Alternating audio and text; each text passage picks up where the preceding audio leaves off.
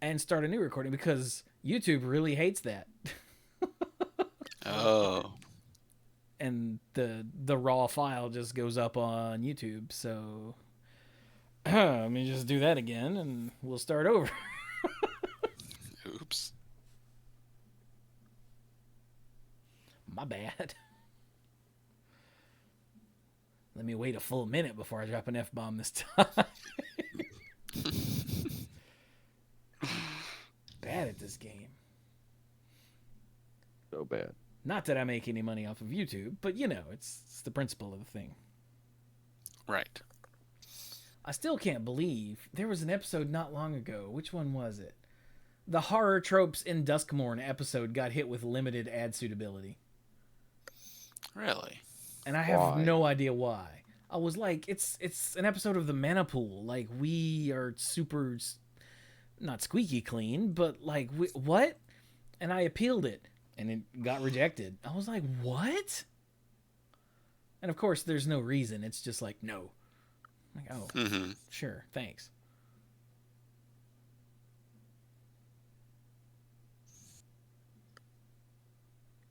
So that was awkward. But okay, now it's been a minute and a half, so we should be good. So, are we good? Yep, yep. Yes. All right. Here we go.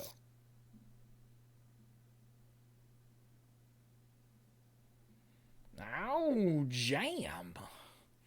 You know, it's 2025. Should I just drop the OJam? That's. I mean, I get it. That's entirely up to you. All right. Let us know if I should drop the OJam because it's 2025. So hello again and welcome to the Manapool. This is episode 715 of the Manapool Jam, and I am Jammy, Chewy. I'm not Jammy. Apparently in Britain, they have things called Jammy Dodgers, but I don't know what that means. Okay then. I got these other dorks here too. They're actually None of here. us They're are not. going to look it up and tell you. Oh well, who are you people? Hey, I'm Brian. I'm the lead rambler, tangent master of the group. You might hear just a little bit less of me today because Lies. coughing. So, but I am still not dying. Rule number one, no dying. So, just a little bit of a seasonal thing going on. Yay. Oh, they're a brand name British biscuit made from shortcake and with a raspberry or strawberry flavored jam filling. Okay. What kind of filling? My Jam. feelings. I mean, You messed it up, Dirk.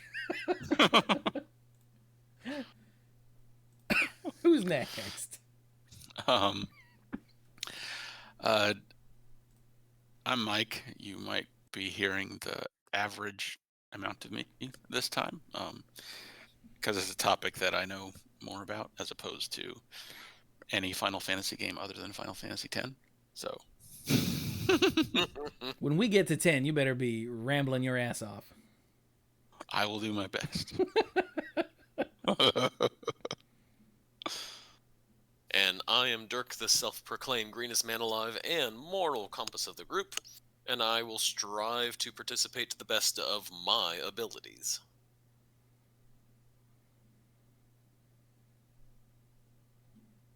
Yeah. Good job. So, this week, Brian had an excellent. Well, this is actually an old episode that we were gonna do, and then at the last minute, like somebody couldn't make it. And I was like, this is a topic we need all of us here for. So we pivoted into, I think, a just chatting, or maybe we took the week off at the last minute. I don't remember. But we were all set to do it, and then at some point on Thursday, someone was like, nope. And I went, never mind then, we'll do something else. But it's a brilliant idea. So we all play games of some sort. Like, obviously, we for a very long time, we're a podcast exclusively about Magic the Gathering. So we've played lots of Magic with each other and with, unfortunately, other people. True. Some of us even still play Magic, although mostly on the internets. Which is an excellent segue because we also, some of us anyway, play video games online where you have to deal with, unfortunately, other people. It's true. Isn't hell Yeah. other people? Yeah, was that Jean-Paul Sartre? It was, yeah. However you say it. Are you saying that the road to hell is paved with other people? Yeah, Oh, that makes sense. I mean, yeah, that does make sense. It's like other people, some of which are lawyers. All of which had good intentions, apparently. It Well, depends on At least some of them. your thoughts on what it is. If it's you rolling across skulls like Terminator style, I mean, that's what it is. So, when you play games, actually, when you interact at all with other people, you're gonna find people doing things and with mannerisms and habits that just piss you off. He's And not wrong. Brian was like, we should talk about things that like other players do and call it, and this was a bit of brilliance on Brian's part, don't hate the game, hate the player. And I was like, you sold me with that title. So we're going to talk about things that other players do in games of all sorts that just annoy the hell out of us. Not just to vent, although that too, but also to try to help people maybe realize that something they're doing is annoying other people. And I'm Yeah, going to it's start true. with myself because this is something that I used to do bad, apparently. And Mike called me out on it once. And I was like, oh. And it was when we were playing Magic with multiple people. I had a bad habit of, instead of paying attention to the game, I was working the room, you know, talking to people, cracking dumb jokes, whatever. And then someone would be like, go. And I'd be like, oh, it's the Chewy turn. And then I'd have to like look at the entire board and then look at my hand because this is all stuff I wasn't doing before. And one day, Mike had just had enough. I And don't said remember something to the this. effect of, why don't you pay attention to the damn game? And I'm like, oh yeah, you're always goofing off, and then, oh, it's the Chewy turn, and then we gotta wait 20 minutes while you figure out what you're gonna do. And I was like, oh, I do that, don't I? Yeah. Was I this mean, while I we were love- still okay, in so- college or after that? I don't remember, but I feel like it probably was while we were still in college, because with just Okay, the 'cause four I of was us, a it's bit more not of as a- bad. Yeah, I was a bit more of a jerk sometimes when we were in college. What? Well, No. And I don't. This is not a surprise roast of Chewy, although we could do that at some point. But yes, Might as well. and Chewy's not the only one. But there was a point where we were talking about playing multiplayer Magic, and Chewy, you said, but if we have over 5 players, the game takes so long. And I looked at you and I'm like, you do know you take the longest turn, right?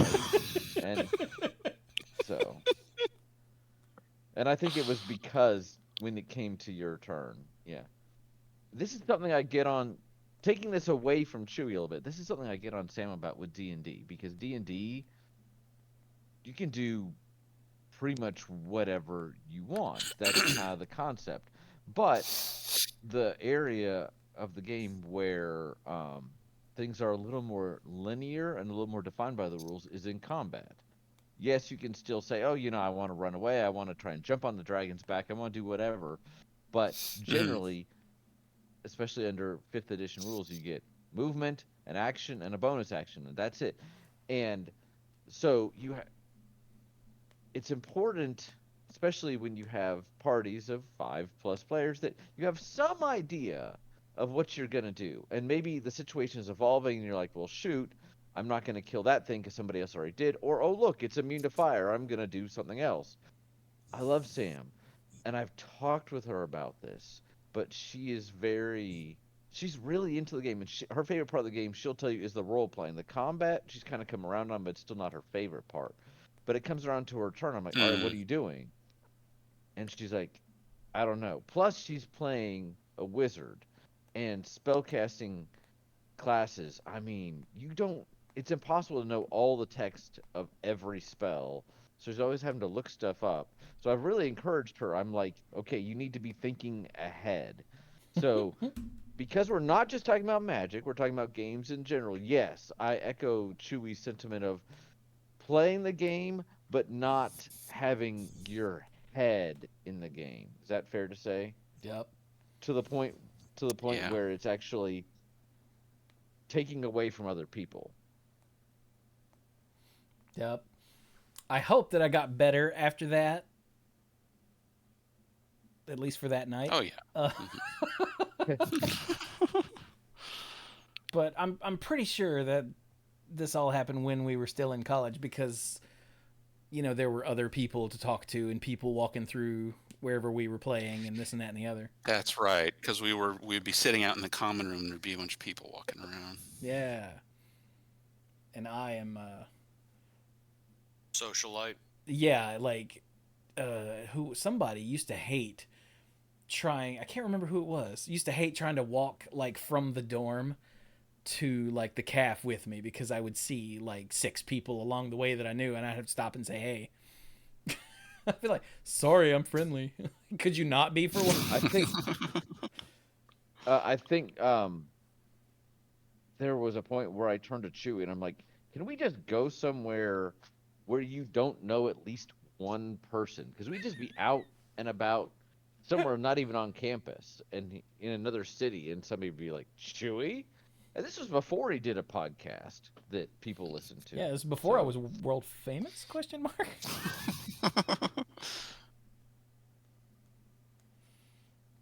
It's just always been what I do. So sitting in the common room when it's not my turn is just not conducive to me paying attention, unfortunately.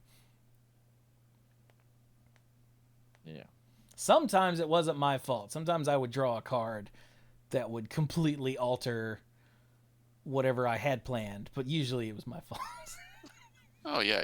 Those times are completely forgivable. Kind of like what Brian said, waiting around in D&D for combat. If something happened like 1 or 2 turns before yours that suddenly makes your original idea kind of dumb, you gotta come up with another plan. Yeah, that's fine.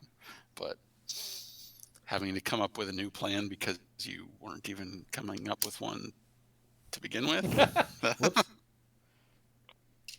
Yeah. That'll do it. So yeah, that's people who are not paying attention and then trying to take it all in at once, slowing the game down for everybody. Now, a slightly similar thing to this, but not quite. This comes back to when I would play Overwatch with people on stream. Mm-hmm. Thinking specifically of Finn now, Lair of Lore. Back in the day, it was like me and Bill and Gothic and Finn and Haley. Mm-hmm. Finn, formerly known as Cap, for those of you who are like, who's Chewy talking about? You know, and like Steph, we'd have a full team. And we would be like in the middle of a team fight, and Finn would be responding to people in her chat. And I'm like, will you ignore freaking chat for 30 seconds? We're dying here.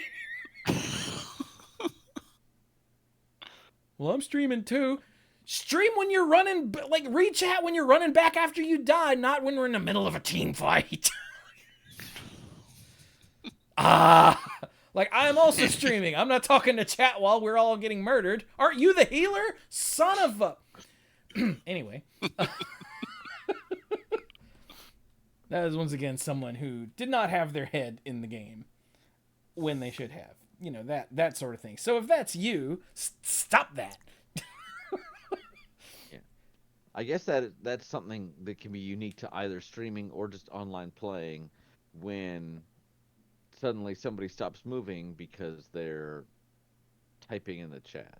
And maybe that's something that you don't see as much of these days with everybody with their fancy headsets and stuff like that. But I remember many times playing, especially Heroes of the Storm. You remember that game? Hmm. Where, like somebody chats something and all of a sudden you see whoever the other player is, they stop moving because they're typing something back, and for those couple seconds maybe that's okay, but like if you're doing that a whole lot, then that's one of those games where you're you pretty much need to be doing something at any given time, and if you're not doing something, then probably need to figure out what you should be doing.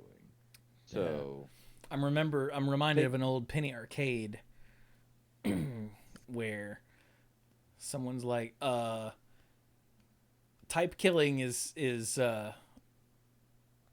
kind of rude. He goes, chatty bitch should get on IRC if she wants to chat. yeah, yeah, Or were they playing Counter Strike with Jesus or something? Was that the? yes, that was it. I don't remember Hmm. specifically, I think Mike has it. but you could always tell in I think in the original Counter Strike, I think they got a little symbol above their head when they were typing. Hmm. I'll go look it up.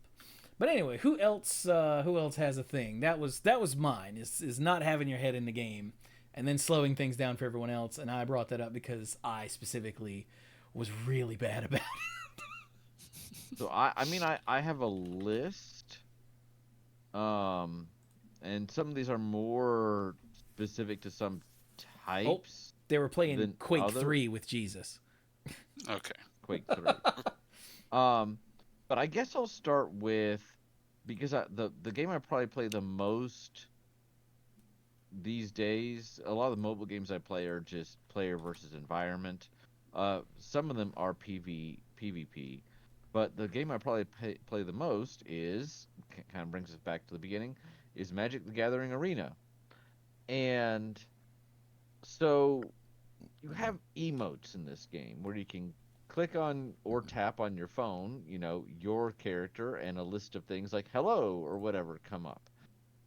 And I will almost always, unless I'm in a terrible funk and I'm just trying to get through games for my quest, I will always say hello at the beginning of the match. Hmm. And if you don't say hello back, it doesn't really bother me, because one of the things with emotes in Arena versus Hearthstone is if you do an emote in Hearthstone, the character actually says out loud, hello, or greetings, traveler, or whatever. In Magic, it doesn't. There's no audible cue. So if you're either playing with the sound off, well, or if you have it on, it doesn't matter. So you can miss emotes. And I'm not necessarily expecting everyone to stare at their screen. What bothers me is I say hello, you said nothing. Okay, the game is going, that's fine. And then at the end of the game, you either just say hello, like as I'm about to lose, which to me says like, okay, you knew how this worked, and I just feel like you're kind of rubbing it in a bit. Or you start saying good game before the game is actually over. Where it's like I've had multiple games, like granted I've played like lots of arena, but multiple games where somebody's like, "Oh, I looks like I'm about to win," but they're not winning that turn, so they say good game, which basically almost comes across as we're done here. And there's been times where I've then managed to pull it out where I'm like Wrath of God or whatever, and they go, "Oops." And then the next turn they're like they start spamming whatever emote spamming, either try you can kind Yeah. of tell when someone is being rude with emotes, and I'm like, Oh yeah. really, really, you don't have to do that. Yeah, if when I'm playing Arena, if someone uses the Your Go emote once, I mute them because I'm not interested in that. That no, your go is the single most annoying one. I have occasionally used it when, and we'll get to roping later, but when somebody really is taking a while, or they were playing very quickly, and then all of a sudden it seems like they walked away or whatever, and I will do it once, and then I will leave it alone. Yeah, I mean, I have enough connection problems that Yeah, I don't read into that. yeah. But what Mike is talking about, if I may, is the guy that like at any moment, if you hesitate and they say your go, and I've had a couple games where I feel like they're just leaning on that button the entire time, because there's actually times where if you are the active player, your go switches to thinking, because you're trying to tell the other person, hey, I'm thinking about this, Hmm. um and I've played against some that are so fast to press that when I'm playing at a normal speed and I'm doing okay, half the time it says thinking, because they're just pressing the button all the time, like nonstop. So it's not even applicable. I'm actually like playing as fast as I can, but they're doing it anyway. Your go is absolutely the most frustrating emote. Whew. Sorry, Yeah, I got a little I there. always hated the emote spammers in Hearthstone. Hmm. Like, especially when someone would draw a card and then say "good game" or "well played." I'm like, oh, I hope you die. Not in the game.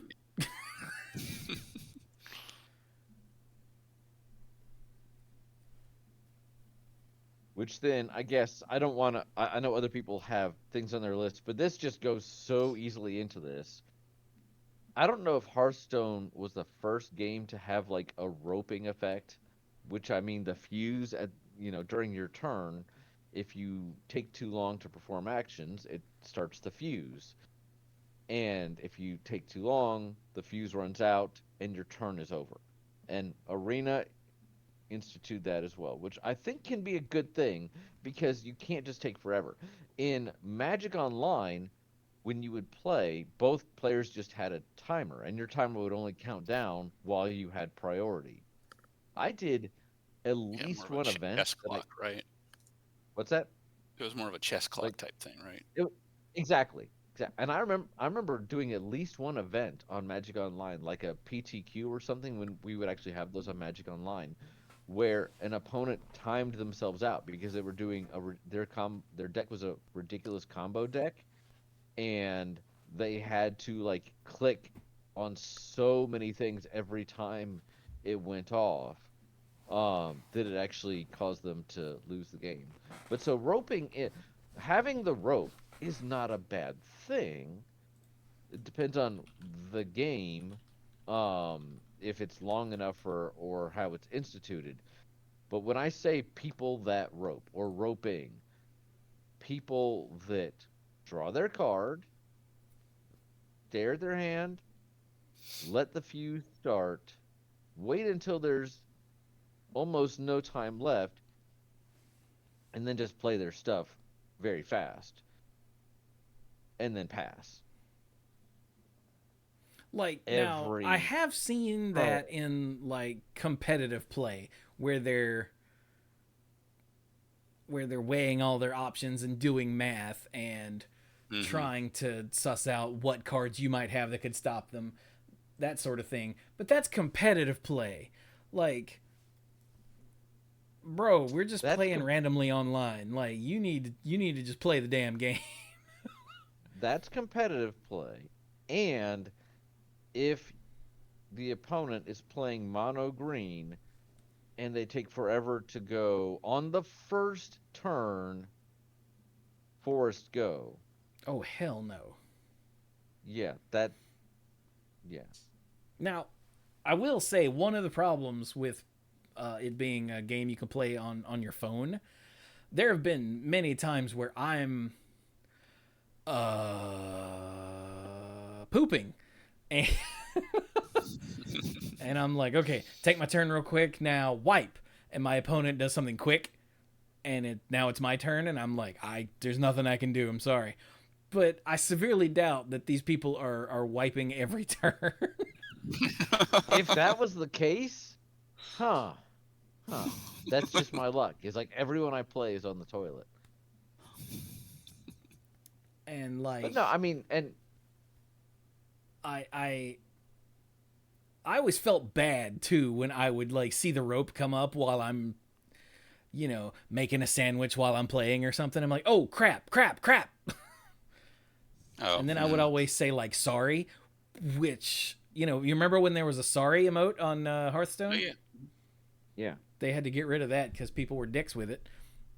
yeah. Again, going back to what we were saying before. But like, I would always feel bad about it. But these are people that Brian's talking about. These are people that don't feel bad about it. That's just what they do. Like they're there to piss you off and hope that it makes you angry and makes you misplay. Yeah, that's exactly it. And I hate those people. And this isn't even a case where it's like, if you do that, do you know it's annoying people? Because yeah, and you like it. I So think, you go to hell. and well, and here's the thing: is so far I've been talking about like digital games, but what this kind of brings me back to is there was a PTQ in Paper Magic. Ooh, back when I played. Mike and I actually went to this one. It was a road trip while we were in college. Remember, we got that hotel room, and it was in Virginia. Oh, And it was uh some Mirrodin block constructed sort of thing. I want to say it was Dark Steel because you had arcbound creatures, and I was 2-0, and I was undefeated in rounds. And my third round opponent, I was doing well, and my third round opponent was super nice. And he kind of slow played a little bit, but not to the point of calling a judge. He just was very thoughtful, and he was very deliberate. And he won the first game, I won the second game, and we were on the third game, and we were both kind of weighing everything very carefully. And then I don't remember the specifics, but he had creatures out with tokens on them, and Dark remembers the old Arcbound mechanic where the artifact creatures that had +1/+1 counters on them, and when they died, they can put them on something else. And I had been waiting, and I knew what he was going to do was he was going to lose one guy and put counters on something else, and I had a kill spell ready. And then all of a sudden, by the time I looked back at the board, I realized I had had a mental breakdown, and he had moved the counters before I could say anything. But like it was the thing I had been waiting for, but he just kind of moved him over, but I didn't catch it until it was too late. huh. And I don't mean to imply like he really. I think I had a chance to respond, and I could have said blow that up, but I was getting a little tired, and he had been play slow, play slow, play slow, and all of a sudden, in this one moment, ramped up and then slowed back down. And other people watching the game were like, "Ooh," um, but I don't. So could I have said something about it? I think so, but by the time that I realized what I should have done, it was too late in the turn to really rewind. And so that's I'm not doing a great job of explaining it, but I think you can probably picture what I'm talking about. Yeah. I So think so. so yeah. Did he do it anything that was against the rules? I don't think so. I think if I had tried to catch it in the time and I said, whoa, whoa, whoa, I'm going to blow that up before you put the counters on it, that would be one thing. Um, but I think what it was he attacked and I killed the thing that had the counters. He moved them onto something else, and I had the opportunity. He didn't say I'm targeting that. He just put them on something else. I could have said, in response to the trigger, I blow up the smaller thing. At this point, it's too big. And then I said, Yeah. okay, and I proceeded with the turn. And I was like, wait, and I'm looking at the kill spell in my hand. I'm like, wait, what was this for? So it was part of him moving quickly, and it was me also not catching it. So I don't mean to put it all on him. I do not want to imply that he broke the rules, but I think him changing um his cadence kind of threw me off too. So, and for him, Yeah. it He worked. might have been It angle shooting. Yeah. it worked, and I hope he went on to do well. I lost that round until I was kind of sorted out, and I did not make the second half, but it threw me a bit. So playing at an uneven pace purely for what do you said the angle shooting? Yeah. Angle shooting. Yeah. So Dirk, what you got? Um, Dirk doesn't like it when I mine attack him. mine kind of That goes makes him into want what to kill Brian was me. talking about. It just deviates slightly. So Brian had been talking about, you know, playing with players and them kind of just um like being kind of detached in the game. So the thing that irks me about players is like you are inconveniencing them by playing them. This happened at a Monday Night Magic, one of the few times I ever went to a Monday Night Magic, and Friday night. Friday because of Night that, Magic. Friday yeah, Night Friday Magic. Night Magic, my bad. I don't know that I've ever been to a Monday Night Magic. Well, you know, so I I went to used to the. host Monday Night Magic. I think that's where Da, it da, came da, from. da. My bad. So yeah, the first, and it turns out the only Friday Night Magic I ever went to. I took a deck. I just built this deck. It's like standard legal. Was like I'm just gonna try it and have fun and everything. And when I went, I played a net, like the very first opponent was a net decker. So someone who just pulled his deck off the internet, and I explain why in a little bit how I figured that out. For But when I the played him, he for the just younger you people sat. listening to this, casual players used to have myself included, an issue with people Yeah. doing what we called net decking, because we would play for the fun and creativity of building a deck and seeing if it worked, and they, as Dirk said, would just go rip a deck off the internet and build it and play it with no ownership. And Yeah. this was The a idea problem was that there was a that we used to have. yeah.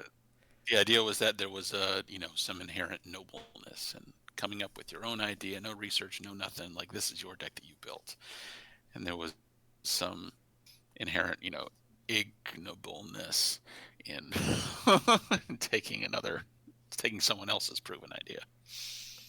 Well, and the net decking, it's what it is.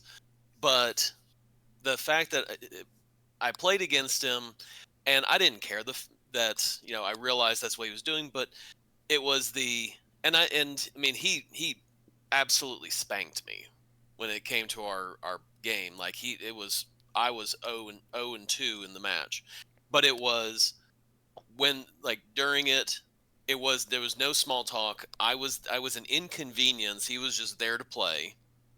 And then when we were done with it, extending my hand and to shake, and he didn't even look at me when he shook my hand, and it was like we grabbed hands, and then he let go.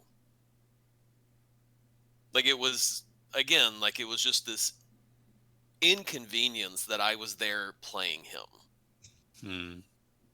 and that irks me because that is very unsportsmanship, very unsportsmanlike in playing.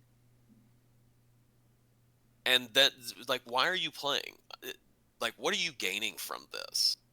Oh, And they were there that to win free attitude. packs. Yeah, I mean, okay, That's it. Yeah, I mean, you win 3 packs and mean that Yeah. If bought your deck offline, so obviously you drop money. If you gain three decks, so what?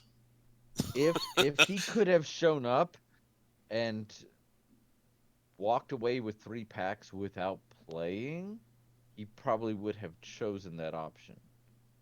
Oh, Whereas absolutely. you were there to play. I I think was there to that's play and the to have difference. fun, and to do the experience.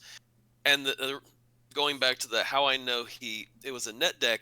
The next person I played had the exact same deck, Well, yeah. and that's how I knew. I'm like, wait a second, these two decks are identical. This is how it works. And again, I got spanked again.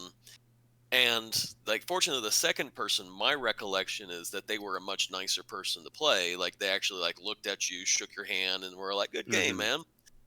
But I mean, that first person was just such a unsportsmanlike. I can't say anything because the kids are upstairs and still awake. Um, so it's just like, Looking at your Was this one of the? opponent. Oh, sorry.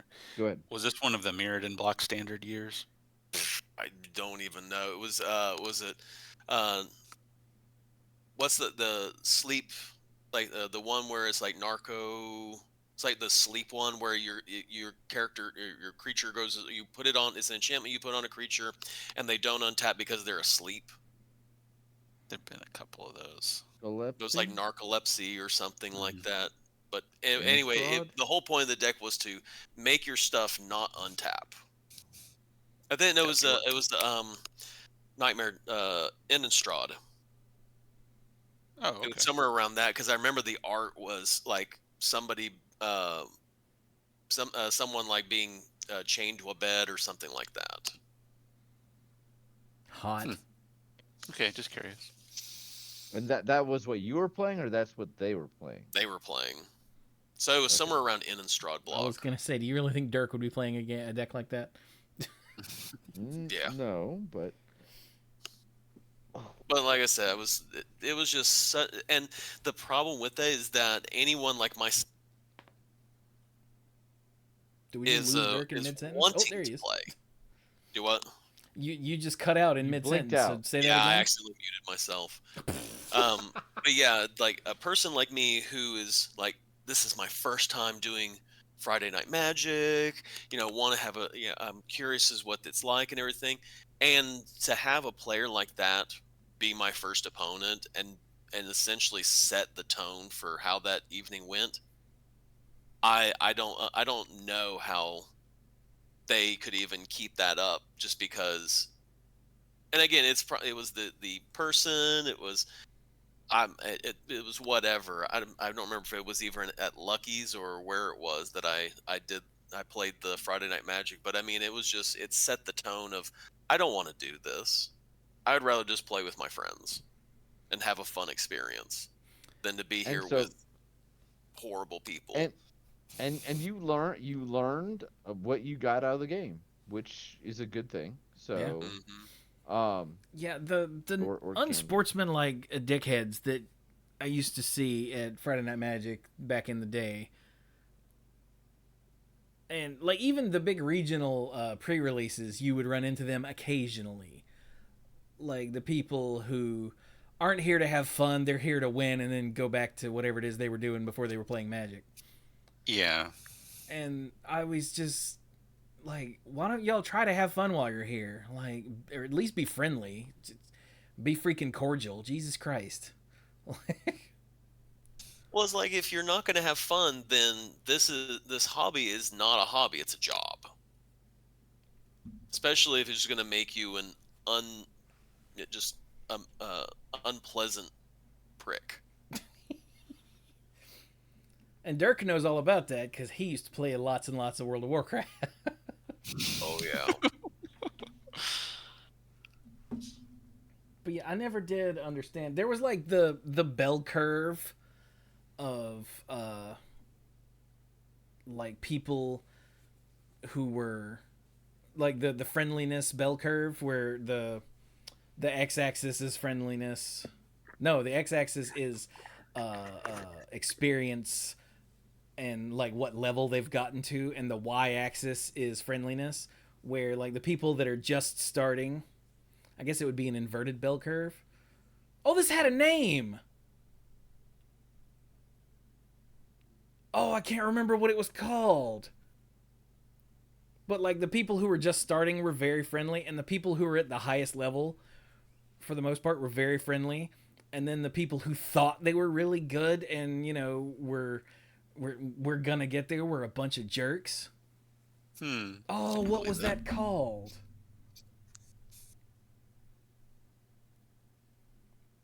But it's basically like a try-hard curve or something.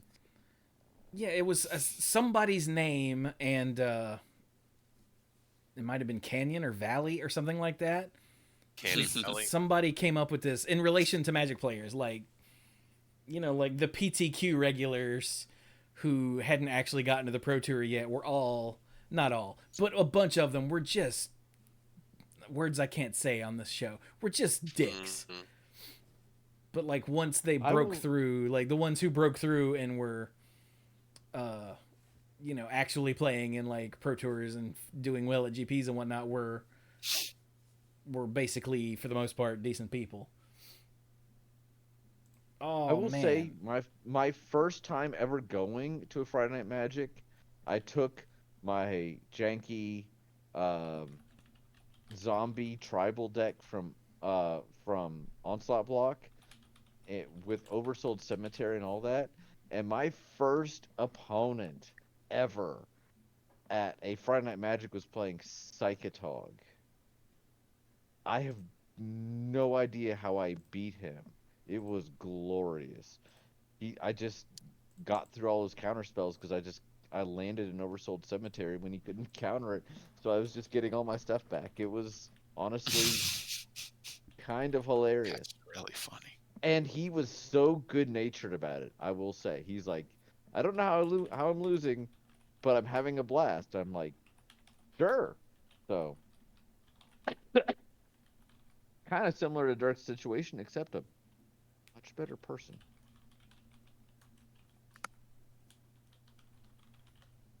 But yeah, that's my um quirk characteristic that just drives me batty.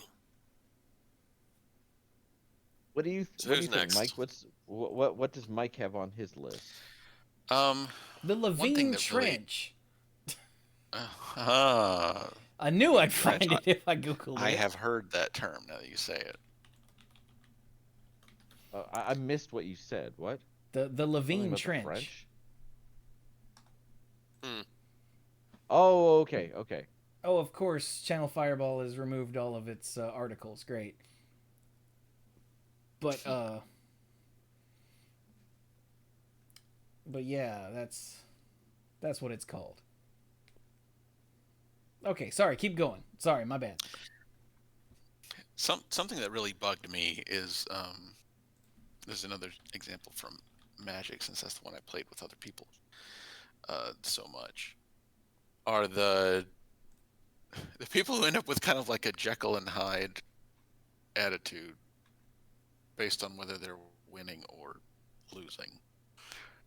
Like they're all smiles, all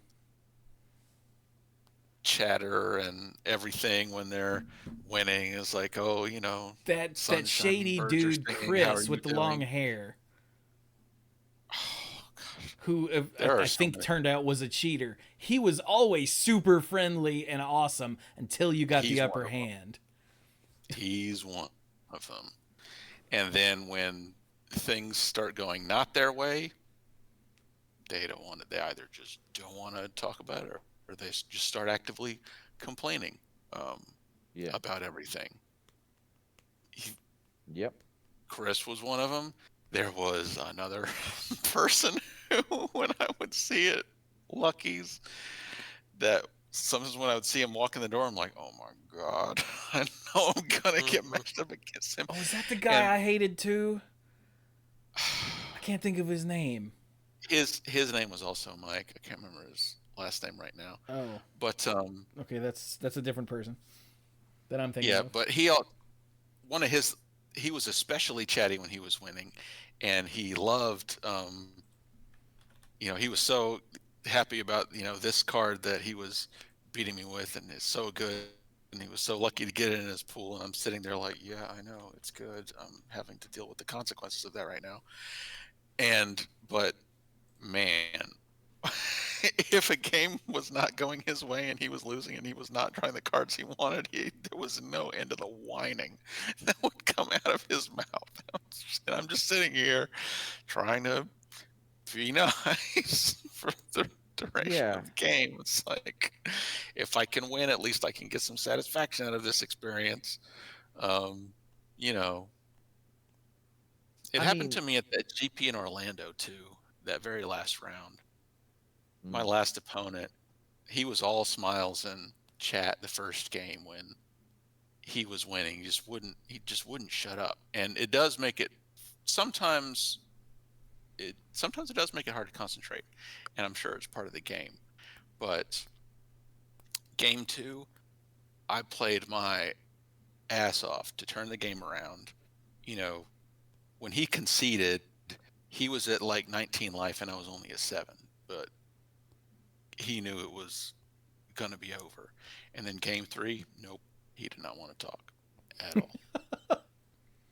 it He was won, serious and then. that's fine. I Yeah. didn't have to sit across from him anymore. But nope. Yeah. I came toward the end of that last game, and you were both like just almost no words. You had to use words to play Magic, but Yeah, he was upset, it and I was was minimal. sick of his nonsense. Yeah. Yeah. I don't. When we're talking about like the two-faced opponent, where they're like all smiles when they're winning, I think I don't know. I'm not saying I'd rather play against a player who's just a jerk the whole time, but if I've played against jerks, and at least then you kind of know the score. There was was it Edgar Flores or somebody that I played in Charlotte, and he was so belittling. And at one point, I had an angel out. This was from Gate Crash. That at the beginning of combat, you picked a keyword, and all your creatures would have it. Yeah. Or if one creature had, they all had, or whatever. And at one point, I announced what it did. He's like, I know what it does. I'm like, I know. I figured you did, but if I don't say it, then I lose the trigger. So he was kind of almost. I think he was trying to get under my skin. It was Hmm. honestly a pleasure to beat him, but at least again you kind of know the score. With the happy until I'm losing sort of thing, especially if like that's just how they are. I think that almost the happiness almost comes from a condescension sort of angle where it's like, "Hey, I know I've got this in the bag. How you doing?" Da, da, da. Because I try, and I'm not perfect. I know I'm not perfect, but I try hard to be positive the whole time, especially when I'm going to pre-releases or whatever. If the opponent's doing something great, I'm just gonna be like, "That's really cool. You're gonna murder me now." Anytime that the opponent really looks like they're starting to feel bad and their back is against the wall, I usually try to say, "Hey, look, draw something incredible. We'll see what happens." Um, but I think it says a lot about somebody when they're one way when they're winning, another way when they're losing. And Hmm. everybody, of course, is going to feel different ways, but it's a social game. And I realize, again, we're kind of focusing on Magic, but this applies to all other games as well. Like, I'm thinking of a lot of board games where everybody knows the one player where when they're winning at Monopoly or whatever, they're great. They're easy to talk to, and when they're losing, it's all these dice suck. Why does this game hate me? And kind of like taking the enjoyment away from the other player or players. Like, okay, you're upset, we get it, but at a certain point, you're making this less enjoyable for us. And this is a game enjoyment shouldn't be a zero sum sort of thing. So, Yeah. eh. Hmm. So let's see. We've covered people whose head aren't in the game, people who like everybody your mood shifts when you start losing, but like if you go from best friend to horrible dick, that's a problem. The people who were just unsportsmanlike. What else have we covered so far? Is that I basically mean, it? I think emotes and Oh stuff yeah, are and the covered emote under spammers. unsportsmanlike as well. Yeah. A lot of this, I think, is some of it is based on how they play, but a lot of it is also what they project while they are playing. Yeah. Um, I have a note here I have some for specifically in player versus player versus in co-op, and I want, I'm gonna kind of piggyback a little bit off of what Mike was just talking about, and this is still in the attitude thing. And I haven't really seen this in online games unless they allow for free chat. You can't really get this out of emotes as well. But everybody knows, I want you, everybody can picture this, right? The opponent that says, you didn't win, I lost. Yeah. I I've never can seen think one. at least, I've seen this a couple times, but I remember specifically one where I was at a PTQ or it was a GP qualifier or something, and it was in the days of Cawblade. And I was running a kind of, because I like to take a deck and twist it a bit. I had kind of a version of Cawblade, but it ran the Phyrexian Knight dude who had he had pro white, and he was a 2/2 for 3 with pro white and infect, I think. Um, and Yeah. there was so much white running around that I was like, hey, this will be pretty good. And my first round opponent was not expecting this at all, and he otherwise seemed to be an okay guy. But at the end of the game, he said, I really should have beaten your deck. And I'm like, Okay. okay. Okay. I didn't really know what to say to that. He basically was saying like he should have planned for it, which I'm not sure. My deck was out there. I did not win that tournament. I did not come anywhere close. And I realized, so this is something, and this goes to why we play the game. And the thing that I love about Magic and still do is how individual it can be. How even with net decking and all that sort of stuff, I still have the ability to make a deck mine. And there are some people that are the opposite end of the spectrum, especially if they're more tournament focused. They want to know what the decks are, and then they want to prepare against the decks. And I think this guy was, and I don't know this person's name, so I'm not calling them out, but I think they were a wannabe version of that because I think they were thinking, okay, this is what I'm going to do, and I'm gonna be ready for it, and preparing for it is fine, but to then basically lose and then say, oh, I should have been prepared for your clearly, totally individual, made up sort of deck. Hmm. Say whatever you want to make yourself feel better, but the attitude of I defeated myself takes something away from the opponent. If you get mana screwed, okay, that happens to actually everybody. If you play enough, statistically, it's going to happen to you. Or mana flood. Um, Other games, you roll only snake eyes, or you natural ones, or whatever.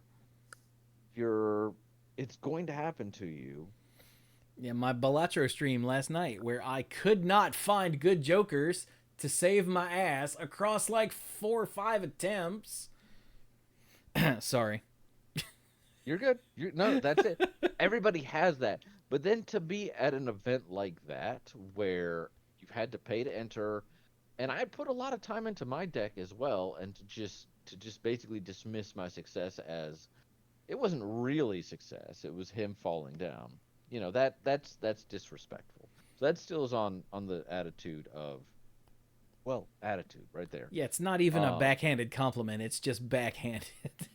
it's just backhanded. I had a note. under this not reading the room after a match, and sometimes, and I will admit this, and you know what? I try to be positive, but this is maybe something that I don't always like about myself. But there are times where I've been to a pre-release or whatever, and the match is over, and I don't really feel like being social. I shake hands and all that, Mm-hmm. and then maybe I just want to withdraw inside myself, so I take out my phone or whatever, and the opponent is like, "So, what you doing later?" I'm like, "Da, da, da, da," and I'm trying to like keep my answers short, not impolite, but not trying to engage. I don't know if maybe they're trying to make me feel better if I lost, or maybe they have nothing else to Yeah. do either. But so when I say not reading the room, I mean that both in a kind of like negative way, but also maybe in a, eh, can you be too positive? I don't just not being respectful of your opponent, because I can think of at least one time where I went to a professional event, I beat an opponent, and he seemed so down. I was trying to be nice to him, and I had to stop myself and be like, Brian, I don't think he wants to talk to you right now. And maybe that's okay. Because I'm the type where I want everyone to like me. Maybe I should just shake I your have hand, seen you do that a leave it. couple times. Yeah, I have Yeah, too. yeah, And I've been yeah. sitting there going, So, Brian, shut up. Brian, shut up. Brian, please shut up. but he doesn't love me yet. He doesn't love me. So, yeah. Yeah, So I I, think it's either feeling good and being oblivious or trying to help and being oblivious. yeah. Yeah. And I think I do more of the former, but sometimes. But somebody else could very well be like, "This was so great." Kind of talking a little bit about like what you were saying about the two-faced player. But say the two-faced player just wins, and you never see the negative side. Well, sometimes it can be just as grating if they're like, "Man, this was awesome," and my deck is so amazing, and da da da da. Even if they're not saying anything negative about you, but still, again, read the room. Kind of pay attention to your opponent. What do they need? And I'm not saying, give them the game, but I'm saying maybe be respectful of their feelings. Yeah, just give them a minute. Yeah. Yeah. Give Don't be them like, some space. yeah, yep. Oh, man. You know what I hate is when I'm sitting there at the table waiting on my opponent to show up, and he's this really surly guy with an ammo box, and he just looks like he's going to punch me. Hair everywhere, just hair, hair, hair. That was Mike, by the way, y'all.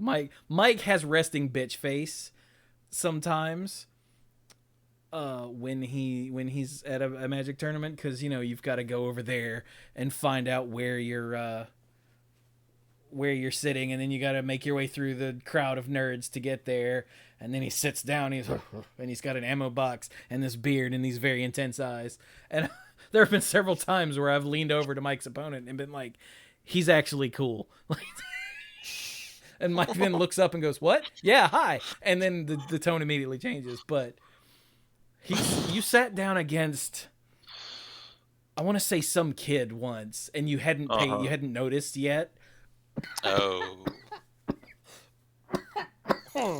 This is a long time ago, and I was like, don't mind him. He's actually a good guy, because the kid looked a little scared. I appreciate that. And then you were like, "What? Oh, hi, yeah, sorry." Hey, look, Dirk resubbed. Thanks, buddy. Awesome. 40 months, good lord. I know. Let's go to the Discord real quick. Right. And I'm see. supposed to remind you there are some things on Discord. Yeah. Mycroft said flicka, flicka, flicka, flicka, flicka, flicka, flicka. Oh. The card flicking thing, I Yes. used to do that. It's fidgety. Yeah. but you've it's never fidgety. done it the way these wannabe pro players do. Like, The rapid fire. yeah, like True. the Kibler style. Like, Like there's something to be said for, flicking the cards in your hand to randomize them so your opponent, you don't sort them by cost or something. But then to do it constantly, all the time is like, ugh. And when, let's see, when Mycroft said that, Violet popped up. Sorry, I try not to do this. It's autistic stemming. For you, maybe. It is not that for all of these people. Yeah. Some of them have just seen Brian Kibler do it, so they're gonna do it. And it makes me want to reach across the table and slap the cards out their hand. So hard that Brian Kibler feels it. Maybe not. I don't want. Brian Kibler's he's too good and pure and beautiful for that. Oh, okay. Uh, He has a corgi, or he did have a corgi. I think they lost. no, their corgi? he didn't. No? It was a dog. Yeah, the Pomeranian? famous dog sadly passed away a couple years ago, but now he's got two more. One of which is apparently having major problems right now with issues. But anyway, I just spotted that on social media today. I was like, oh, poor puppy. I haven't been on social media, so Let's see. Chifuji said arena in-game messages. Your go, your go, your go, your go, your go. Yep, we covered that. Yep. Violet again said slow play. Slow play is a peeve of mine, especially in Commander. Yeah, we talked about that. Was me, my bad. well, that and a combination of that and like roping online. So yeah. Yeah. Here's one. Kim Ho said house rules that deviate from the original game but aren't disclosed to others. He said, see Monopoly. Like, what does everybody do with free parking? You should probably tell the players that ahead of time. And then Violet responded before with, the game or just starts. Yeah. Monopoly, because Monopoly sucks. Some people really like Monopoly. Some people have issues and haven't played better board games. That's you, Brian. I like Monopoly among other board games. Oh, is that all we And got I in have the Discord? I issues. guess that's all we got in the Discord. Oh, Mycroft, Okay. in response to the house rules, said, I hate that too, especially in tabletop RPGs, and especially when I specifically asked ahead of time and was told there weren't. And surprise, my build is invalidated. I'm guessing this is the thing that's happened to Mycroft at least once. Sounds like more than once. Sounds like more than once. Ugh. But yeah, like the house rules thing, I guess some people just like have played that way for so long they forget that that's not quote unquote the proper way. Yeah. Mm-hmm. And with tabletop RPGs, that can be tricky because that's basically the DM saying, I'm changing some of the rules. And I don't really have a problem with that, but when you kind of like they said, if you come in expecting a certain thing and you're like, hey, I'm going to build around this sort of aspect, and the way that the DM says the world works or how they interpret a spell or an ability Yeah. changes how that character plays, that's kind of a problem. That's something you need to iron out in what's called the session zero, where everybody sits down to basically say, this is the type of thing I want to play, and the DM says, okay, cool, this is the type of world you're going to live in. That way you make sure. Side note, some people think that that D&D is getting too woke because they've put out some new books, and the DM's Guide in 2024 edition specifically talks about Session Zero and encourages players to fill out a sheet about things they want to get out of the game, but also includes like topics you don't want to cover, like kidnapping, or if you have a phobia about something. It even said, spiders as an example, and I thought of Chewy. And we joke about spiders with Chewy, and I think he can handle it. But Yeah, I don't actually have a phobia about spiders. I just really hate spiders. so maybe you want as many spiders as you can squish. But if somebody's had, maybe if somebody has had a traumatic experience, maybe they don't want to relive it, or maybe you just don't really want to hear about characters getting, assaulted in certain ways or anything like that. You put that down there. and a number of people wanting to, get clickbaity about it are like, "Oh, this is terrible, and Magic has safe spaces and stuff like not Magic. D&D has safe spaces and stuff now." And I'm like, "No, this is all a good thing because you're gonna a responsible DM is gonna talk about these things ahead of time." I know because I didn't do it at all, but I was also really new to this when we started our campaign. And I think if any one of you had come to me and said, "Hey, we really don't want to talk about learn," then we wouldn't do it. Um, Yeah. so that's just a side note, but that's part of paying attention to what your players want to do. So, Yeah. Anybody who ever says anything is woke can just go to hell. oh, they probably will, but you mean like immediately. Yeah. Oh yeah. No. Like F off until you get to the end, and then continue effing off the cliff. Do not ask go. Do not collect $200. Yeah, because my house rules Um, say you don't collect $200 when you pass go the fifth time. What? Monopoly is definitely one of those games where different houses have different rules. Although you see it in other things too. Um, for example, thinking of other card games or tile games, I play tiles. You know the Mexican train game with dominoes. Um, you know the one I'm talking about. Nope. I never learned any Mm-mm. actual Okay, dominoes games. Dirk, do you know what I'm talking about? I've played like, but what I've been told was Mexican dominoes. But yeah. Okay, so I've played this with both my family and Carrie's family, and they agree on like 90% of the rules, but there are like a couple key differences. Like if somebody plays a double, then if you play a double, are you allowed to keep it open or do you have to play on your own double? Which I could take the time to explain that, but if you don't know how to play, it doesn't matter. Or if the person leading has to pick their highest domino to start the game or how that works. So it's a couple minor differences that really don't like socially make a difference, but do make a difference as to how the game is played. And we've just had to learn, okay, this family plays this way and this family plays this way. Um, unless somebody else has something to say about that. I had a couple other notes here just for games in general. Um, Griefing is kind of its own thing where it is excuse me. And I'm not talking about a griefer deck like what we talked about, like the Phyrexian Praetors, especially the original ones, Elish Norn and all that sort of stuff. Those are griefer cards, and they are meant to punish the opponent. Well, that's part of playing. I'm more thinking about co-op games. Going back again to Heroes of the Storm, you're on a team of five, and you're paired against a team of five, Hmm. and maybe you know the people on your team. Most often, you probably don't. So you'll have to work toward a goal together. So it really doesn't help when one of the five players is like, "Yeah, I don't feel like doing this, so I'm gonna purposely die over and over again so the opponents get experience."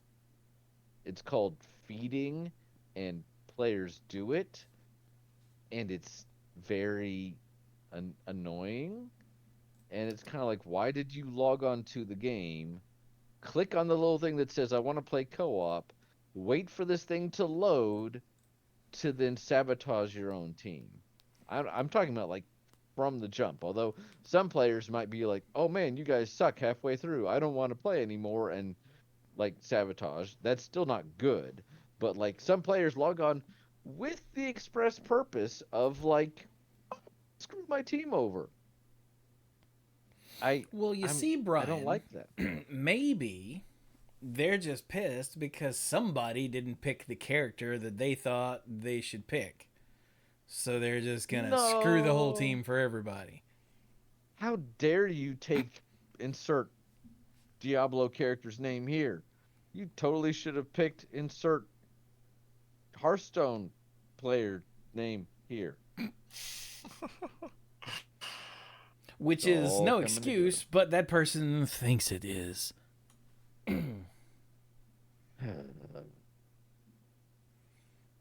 Oh, I asked Lovely. Renee, by the way, before we started, if she had any sort of, gamer type complaint that she wanted to bring up, because she used to play a bunch of games online, Far Cries and Calls of Duties and whatnot. Mhm. And she said, I mean, other than the racism and misogyny and gatekeeping, no, it's not bad. And I was like, but other than, those three minor details. Very true. That's some stuff that we, as for allegedly cisgender, I don't know about dark, but white, middle age, it started in college with Magic Source stuff. Players did not really have to deal with is a lot of the gatekeeping. I mean, you still have some of like, well, you're not really into this game. Like, I'm sure Mike Dark showing up to Friday Night Magic on a Monday. What? Um, and playing this weird deck that the opponent might have thought like, who's this guy or whatever. There's some there, but it's not the same as what women have to go through when they definitely catch the oh, where's your boyfriend vibe, you know? And yes, it absolutely happens. I am sure of that. Yeah. I've every time Sam goes with me to a pre-release or whatever, I am always curious to get her reactions as to how other, not her reactions, well, a little bit, but more other players' reactions with her. So, Yeah. She also said, back when she lived in a flop house, she played a lot of Skyrim. She had like the Skyrim map up on the wall because my girlfriend's awesome. Was awesome. And she would have dudes be like, "Oh, you play Skyrim? Oh, maybe I play a lot of Skyrim. Maybe I can help you." She's like, "Dude, my character's at like level 55. Like, my character could crush your character into a tiny pulp. Piss off. There's nothing you could teach me that I don't already know better than you." She's like, "I bet those guys weren't like that with other dudes. Oh, maybe I can teach you something." I'm like, "Ooh." And that made me think, dude, do I do that? I hope I don't do that. I'm sure I did at some point back in the day. Ugh. But there's that, like, oh, a girl playing a video game? You're probably not playing it right. Which is, the misogyny and gatekeeping thing. mm. Ding dong. Who's a ding dong? I just heard a chime. Yeah, my phone muted. Okay, I see why I made that noise. Is the chicken done? it's a notification for some game. One of my resources is full up. I'll deal with that later. People that don't maximize their resources. I have AFK, which is away from keyboard. And I think we've kind of covered that. I've updated this list because I thought of a bunch of stuff, but some of this is back from last year when I started writing this idea. I actually was taking notes, and I wrote down, and I'm sure this made sense at the time, making no attempt to learn the rules, and I had it under co-op. And No. so, and I'm trying to think of a specific example of that, but I'm sure you can imagine somebody's like, "Oh, let's play the That would be game." me, because I don't want to play the board game that you're all making me play. Well, it could be a co-op game, like, and we haven't talked a whole lot about video games. I realized we were talking about mobile games, but like Mario Party. Well, of course, nobody knows the rules for Mario Party. That's a bad example. But I was gonna say, are there rules? no. But um, well, like so, Marvel Rivals. I actually haven't played in several days. I've been way too busy. But like, it's cool to be new. It's a new game, and I never played a single game of Overwatch. So I realized I'm not talking about skill level. I'm just talking about somebody that is in a match and just doesn't understand how their character works, like, at all. And or maybe, and again, I want to be careful with this because I'm not trying to talk about skill level because I'm not a good player, but someone that just stands and stares at the wall the whole time, which is not a good way to win. You're not going to attack the wall. So, I think it is more prevalent in board games, but I'm sure you can find examples from online games where you just got the one person that's like, I understand how this works. I feel like electronic games make up for this a little bit because the game forces you to at least play a little bit. But Yeah, and I always hated like playing Overwatch. Is it's a similar thing. The people who so Overwatch has and Rivals have different like game modes. There's pushing the uh-huh. payload. There's defending a point or trying to take a point. Hmm. Stuff like that. But there were these people who just thought that they were playing deathmatch. Regardless of what the actual objective was. Yeah, like they would, Hmm. and it's always like a sniper, like a widowmaker, who's just over there killing people, not killing people that are stopping us from moving the payload. No, they're just killing people, and we're like, what? I can imagine at the end of the match they're probably like, well, my kill death ratio is higher than everybody else's. Clearly, I'm the best person here, right? Yeah. Then you didn't bother pushing the damn payload or shooting the enemy that was on the payload. No, what were Well, you no, even they doing? had arm. They had armor, but I could pick off that guy over there. And that always used to drive us up the wall is having the random teammate, especially when it was like just me and Bill or just me and Gothic playing.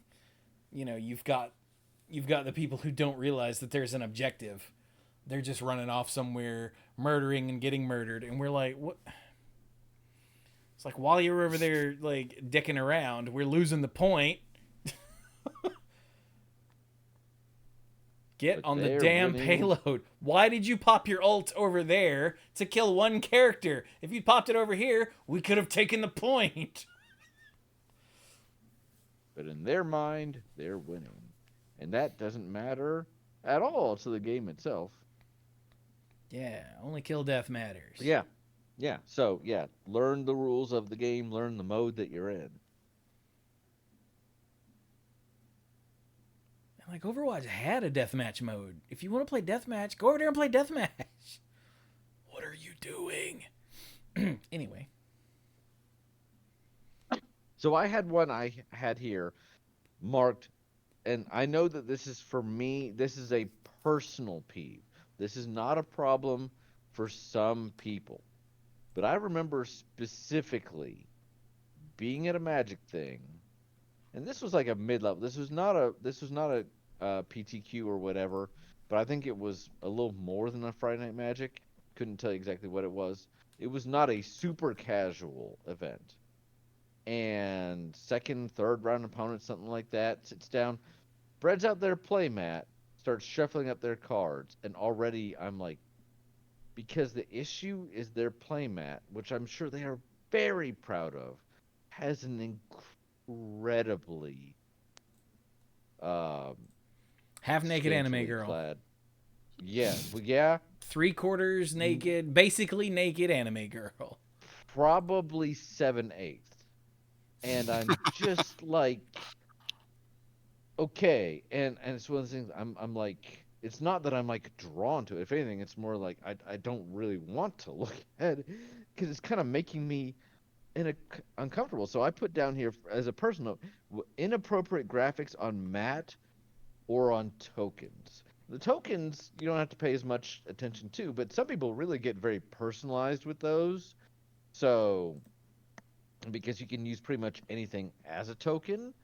I haven't seen a whole lot of that, but I do remember seeing one at one point where I was like, ugh.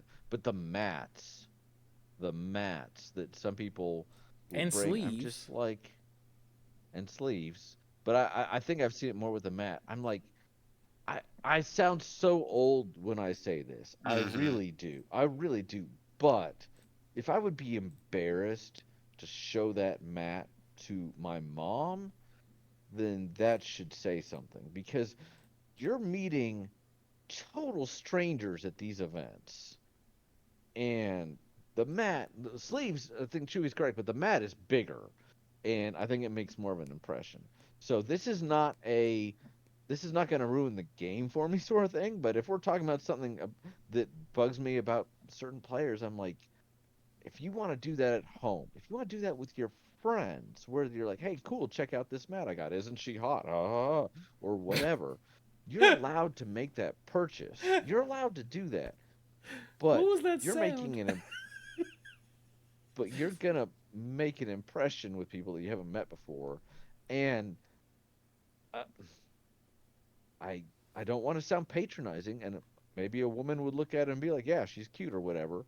I don't know, but if you're a woman and you're at this event and you're outnumbered literally 50 to 1 or whatever, and you sit down and your opponent spreads this out, are you, how are you gonna feel about that? You know? So I don't Yeah, know. I mean, What Infinius do in you the think? chat, who is a magic judge, said, I've definitely seen some sleeves that I've gone, no, you can't have that in my event. And I know Clues also, when he was a judge, felt very strongly about, the anime porn sleeves and whatnot.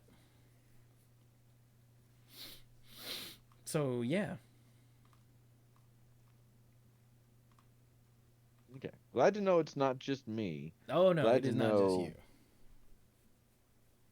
There are a lot of judges and whatnot where that is a sticking point. I've been like, bro, no, stop that.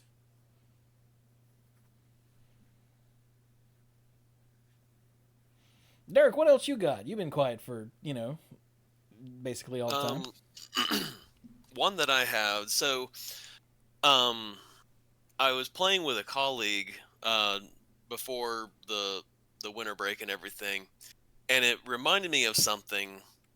Playing players who, when either in the match or afterwards, they critique your deck or critique the way you played. Mm-hmm.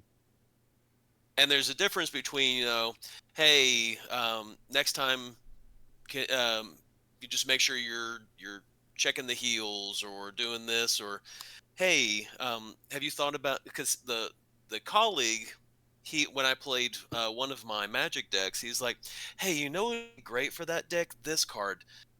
If I have an extra, would you like one? That's not what I'm talking about.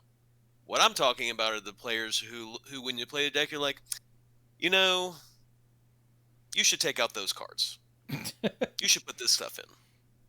Yeah, the Like, unasked for advice. yeah, the unasked for advice and the unasked for criticism that is comes across more as, You obviously don't you know don't how to know build a what you're deck. doing, let me Right. teach you how to do this. When it, You don't know again, what. it's like, I built this deck. The reason why this deck is the way it is because, number one, it's not a net deck. Number two, I built the deck because this is what I had and I like playing it this way. No, it did not beat your deck because, you may have had more stuff that you were doing everything, but I don't have endless funds of money, and I don't care about the game enough to go and be like, to make it a pro deck. And so it's again, the colleague he was very cool, and like I said, he was like, hey, this card would be great for your deck. He was very constructive and very cool about how he discussed it. It's the people who are not. They're the people that drive me nuts. So now, whenever playing WoW, I decided one time on a whim. So there's three different, when you're doing a dungeon, you fall into one of three categories. You're either the tank, you're the healer, or you're the DPS. And you guys can probably figure out what all the major role archetypes are and everything. Somehow on a whim, I decided I was going to be the healer. That was not the right choice for me to make. And unfortunately, I found this out because I tried to heal with a DPS setup. And yeah, I sucked as a healer. And unfortunately, it resulted in our party wiping on a map or on a dungeon that really we should not have wiped on. I think it was 3 times before everyone was kind of like, yeah, we can you just do DPS and we'll just see if we can bring in a healer. It was enough that it was me and a couple other people. We had an extra, just a random person from the internet joined up, and after the 3rd wipe, he just dropped, and that was the sign of, yeah, I should not be doing this. But it was just that sort of thing of, I understand that I'm bad at this. This should not have taken this much effort. And so, but someone throwing shade and criticism, and I mean, been there where someone did a bad job and the other players just laid into that person. It's like, yeah, they did a bad job, but, this might be their learning experience. I've been there. You guys have all been there at some point where this was your learning experience. You just don't remember it. Yeah. Yeah, Infinius brought up earlier, he said, oh, where is it? Hang on. He said, the internet meme that's helped him a lot is an interview with a Russian ice hockey player where, in response to a question, he responds, "Is only game. Why you have to be mad?"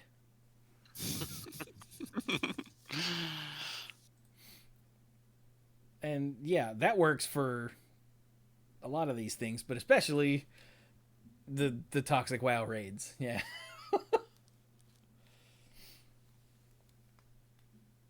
Especially if you're playing with, like, if you're not playing with, like, a set party, if you're just playing with internet randos, like, it's not going to go exactly according to plan every time. Like, calm down. And that brings up sort of another one that kind of goes in that vein, is the person who is trying to get through as many dungeons as possible, and they're the tank. And so they literally run off, and we're all just being like, our job is to help you and everything. And he's, going in, he's pulling everything, and we're trying to clear stuff. And then while we're clearing stuff, he decides he's running to the next room. We had one dungeon we ran, and so it was a raid that we were running. So raid's like 20 people, and the lead tank was so far ahead of the party that when he got to the last area, a gate comes down and locks you out if you're not on the correct side of it. Oh. 5 people out of the 20 got into the room. The rest of us were outside the room. Because this one jackass decided to Leroy Jenkins his way in there early.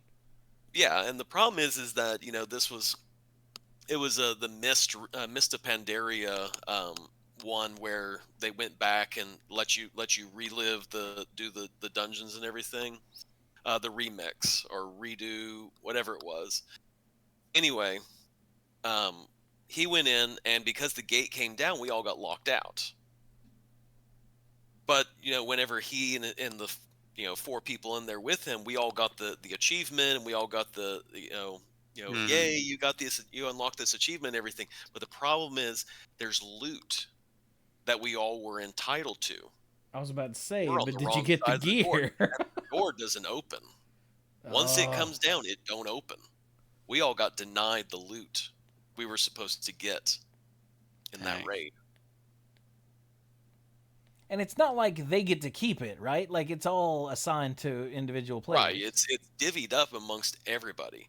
But because he ran ahead of the group, it resulted in only a quarter of the group actually getting what they were supposed to get. That's a dick move. Mm-hmm. It's awful.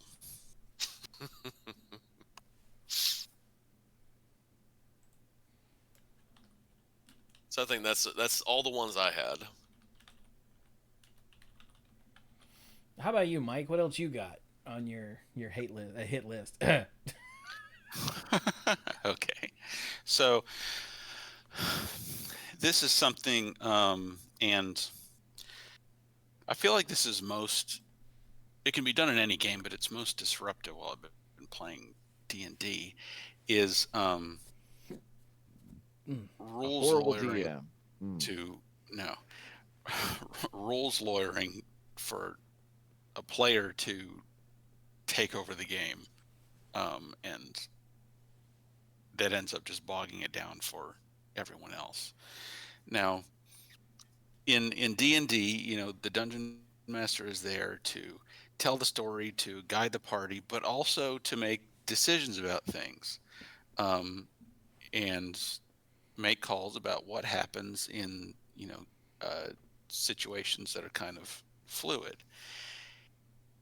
There are some players who will jump on those decisions and want to argue and like go to the details of the rules to try to overrule stuff that's perfectly reasonable, that most of the time that the DM has decided to do, but that particular player just doesn't like for whatever reason.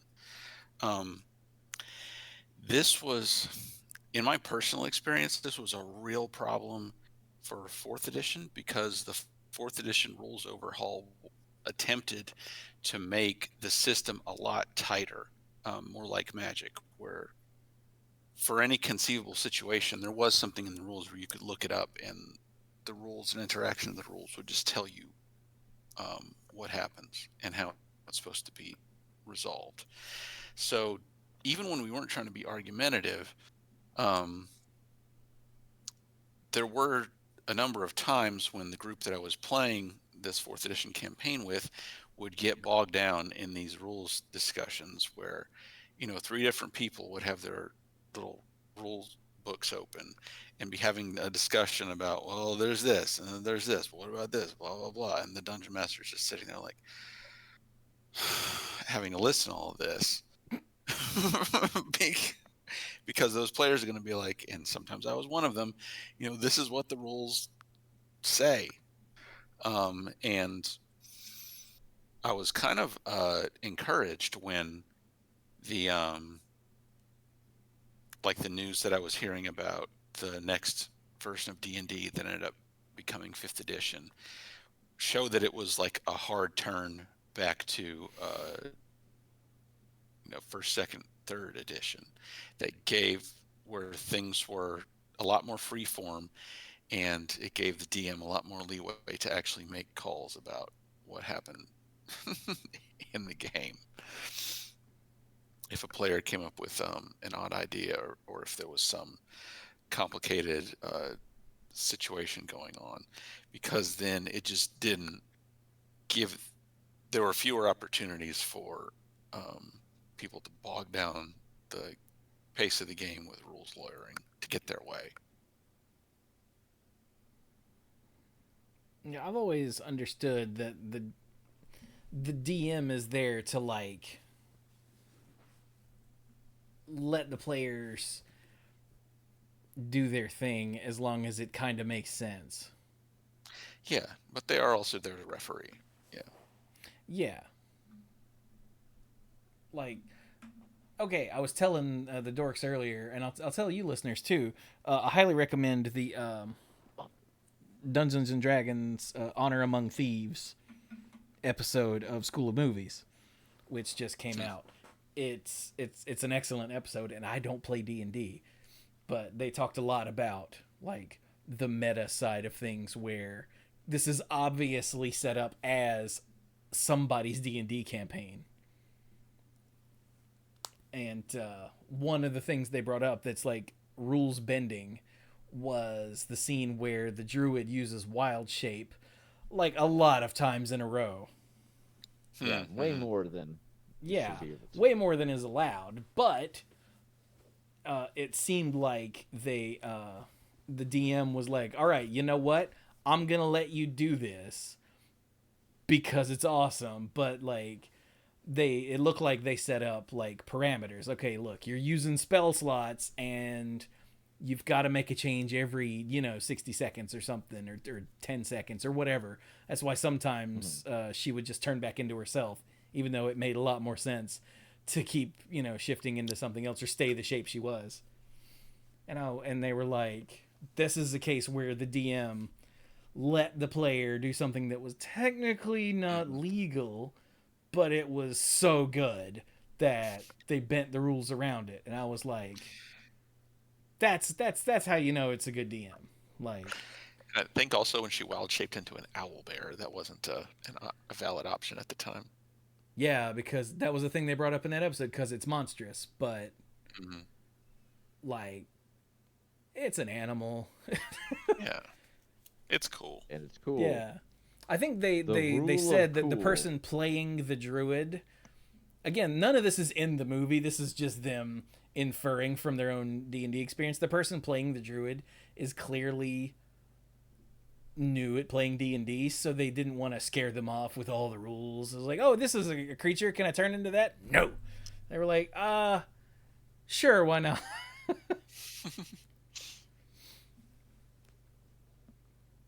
Yeah. But yeah. Um, see. I had on my list, I'm getting actually down, we've covered a lot. Guy's name Dirk. Oh, Yes. screw those people. Um, uh, dragging out a win. You don't see this a whole lot, but every now and then there's the guy who has the lock and just won't finish the game. I remember distinctly. This was not on Arena. This was on Magic Online. And part of the problem with Magic Online with the chess clock system is it was like a half an hour for each player. It was something ridiculous, which was good for tournaments and stuff, but for casual games was insane. And I remember at least one game where the opponent, I don't remember had a set where he had probably like 50 tokens. It was something insane, and he got me down to one life. He attacked with just enough to put me to one life, and then passed. And I drew something, and it didn't matter. So I just said good game, and I passed back because I was gonna go ahead and let him, finish me off. And he drew a card and passed, and I'm like, okay. And I thought, should I just quit? And I'm like, I mean, maybe I can draw something. If that was the thought, is if he's gonna give this chance to me, I guess I'll take it. So I drew something, and it was relevant. It was like a wrath, and I played it, and he countered it.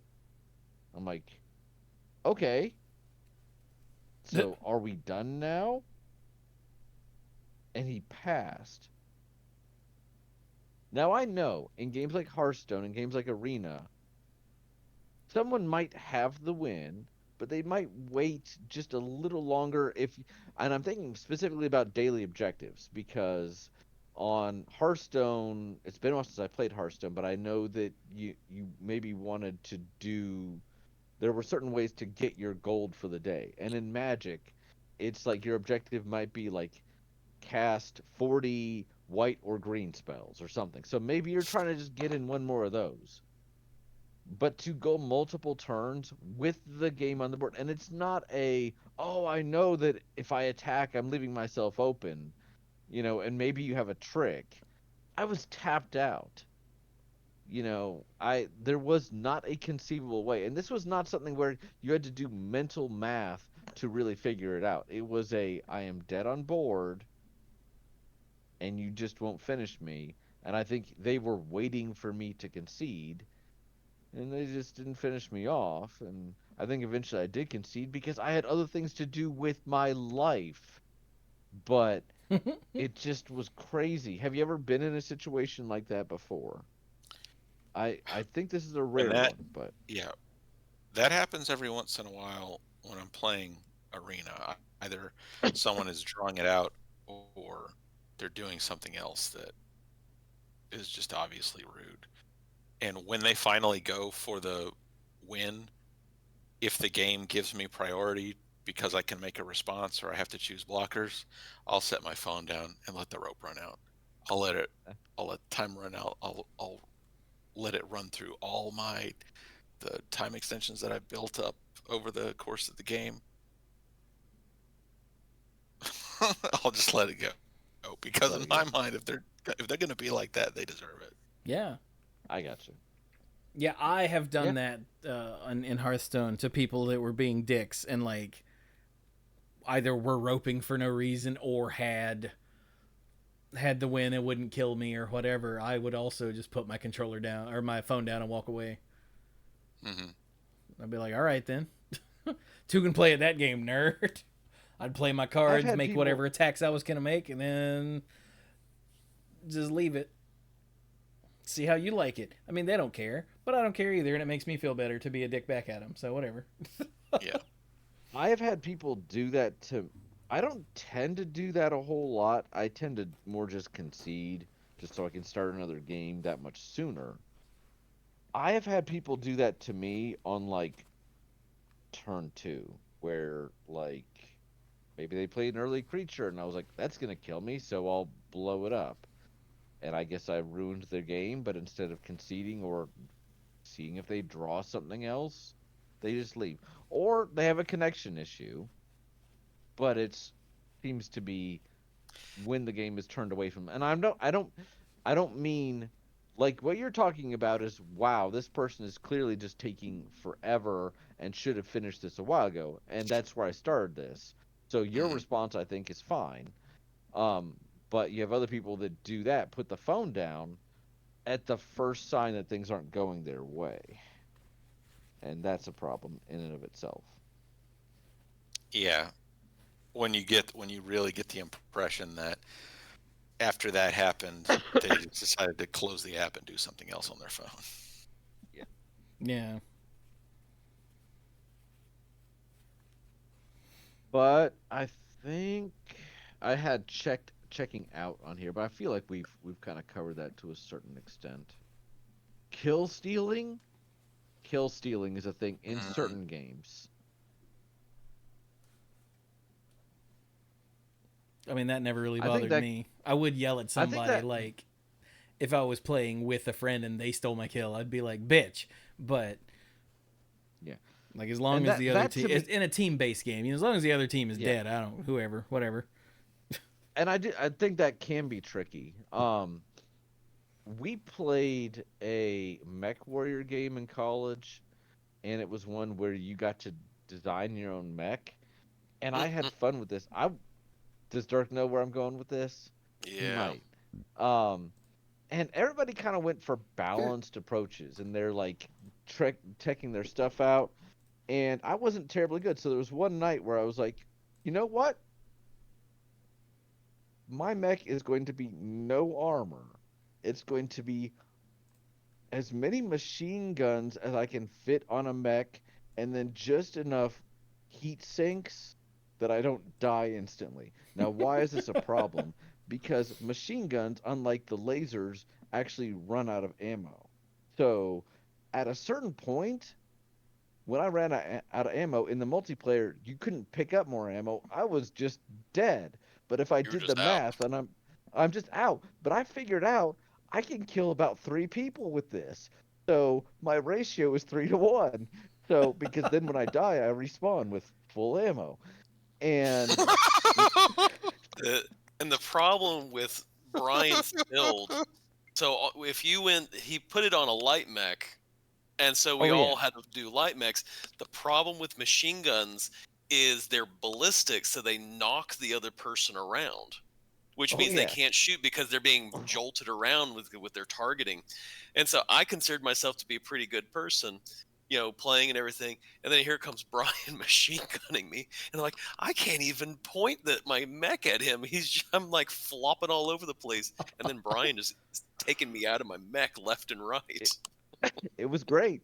But Nate accused me of kill stealing because I would just target somebody and then after a couple of seconds they would be dead. But you couldn't so you shoot at somebody with a laser, everybody sees the laser, but the machine gun you just fire and they don't know necessarily where it's coming from, and so it's not clear. So I would just swoop in and just destroy whatever was in front of me. And I guess I was not aiming to do it, but once or twice I finished off somebody that was already hurt by something else. So Nate didn't like that. So I don't think I played much of that after that. But I was so proud of myself for coming up with a build that was so unlike everything else. I was gonna say, it sounds like you broke the meta. I did. I think I was nerfed in the next patch by me.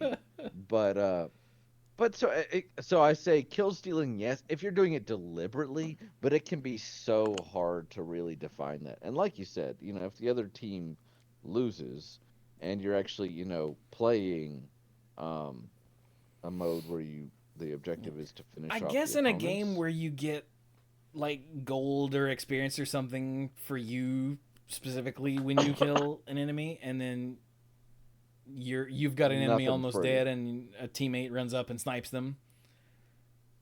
That could be frustrating. Yeah, then you're hurting your teammate for your own gain. You dick, they're your teammate. Yeah. Don't hurt your teammates is probably just a good rule to have. Yeah. There's always the people when we were playing Overwatch, and they might do this in Marvel Rivals too, because Groot does the same thing where they would use Mei and put up an ice wall as the match started, so our team just had to stand there and wait for the ice wall to go away. We're like, what are you even doing here, ass face? Like, you're letting the opponent get to whatever we're trying to do first. So you're literally just griefing the whole team just so you can go, pay attention to me. My daddy doesn't love me. Maybe he would love you if you got on the payload. It certainly couldn't hurt. But I think that's pretty much my list. Nice. Oh yeah, we didn't talk about AJ. Why don't you tell the AJ story? So I'm sure this we is have, a story but we've it's told been a while. many times, but we were playing Magic one night in the dorm, and it was getting late, and AJ, who is where Kill AJ comes from, AJ went Wrath of God, which destroys all creatures, and then he went Armageddon, which destroys all lands, and then he stood up and was like, right, I'm going to bed. Yep. And then he did not get it. He did not get it when we were all like, really? You're going to leave now? I think somebody told him to sit his butt down. I think that was Corey. Yeah. Like Corey said, you sit your ass down and let us kill you. Yeah. I think what we did was we just treated the Armageddon as if it didn't happen. Yeah, I we think so. backed it up. We backed Yeah. up both of them and just kept going. Oh, okay. Yeah. We all made a gentleman's bargain on that one, and we're like, yep, we're just going to take those last two spells and be like, they didn't happen. AJ just dropped off the face of the earth because that's the only safe thing that prevents us from going to jail. I think Corey went after him the next time he played with us, specifically because of that play, and we're still talking about it 20 years later because it was such a dick move.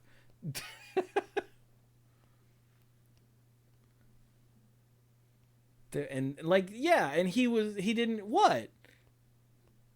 When we were like, dude, what the hell? He's like, what? I'm going to bed. It's late. Got class in the morning.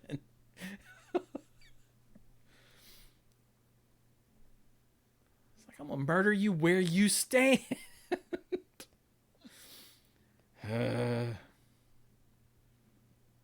Good old AJ.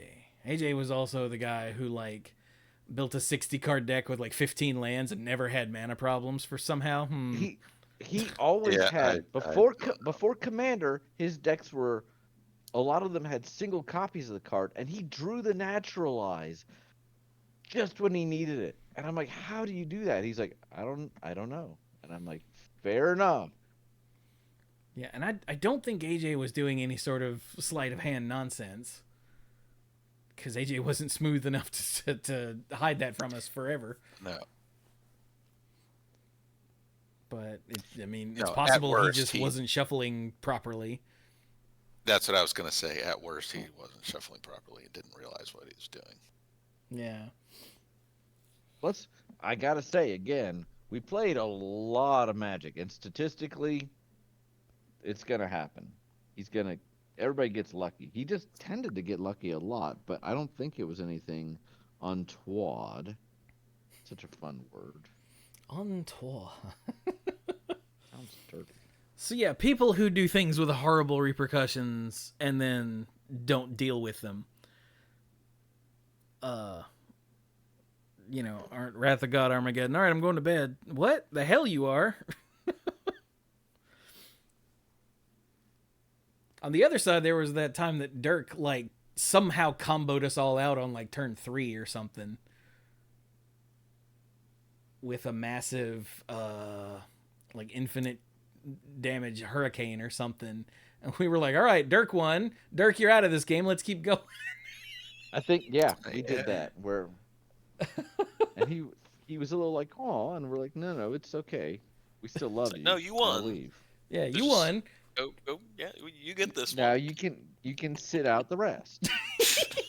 No, we're going to play for second place. I was like, yeah, but I wanted to play some more. You can in 2 hours when we're done with this game. Yeah. Chewy, it's your turn. Sorry. Huh? My turn. Oh, it's the Chewy turn. Man, I was a dick.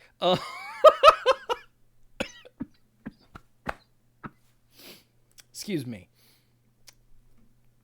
Yeah, I didn't make a list. I just sort of counted on you guys jogging my memory of things and the few that I, brought up specifically.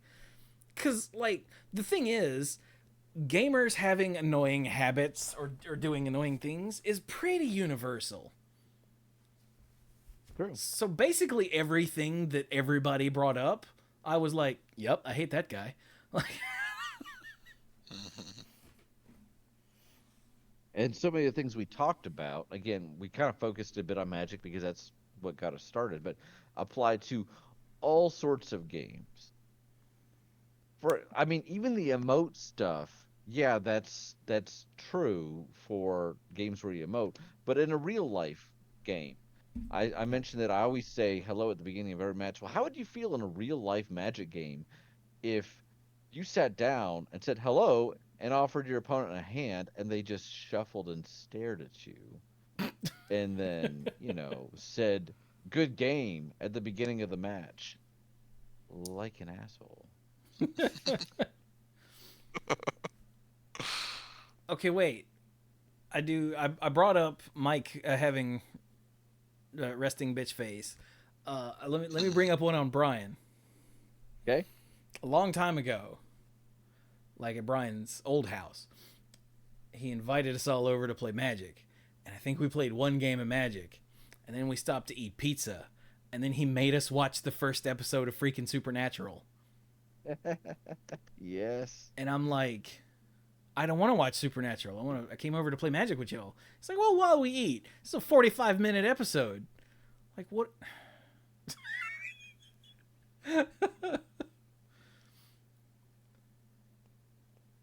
That annoyed the hell out of me. Waiting to hear what I did wrong. No, I'm kidding. Because this was after, college, where we all had lives and stuff, and us getting together was getting more and more and more infrequent. and Brian wants Mm. to burn an hour watching a TV show that none of us care about, except for him. Brian is all into it. He still bothers Mike about Supernatural all the time. By the way, Mike, have I have you not finished tonight. Supernatural yet? Yeah. No, I have not. Disappoint. So we've talked about something about. We've all kind of owned up to stuff. Chewie, we talked about taking forever at his during his turn or getting distracted.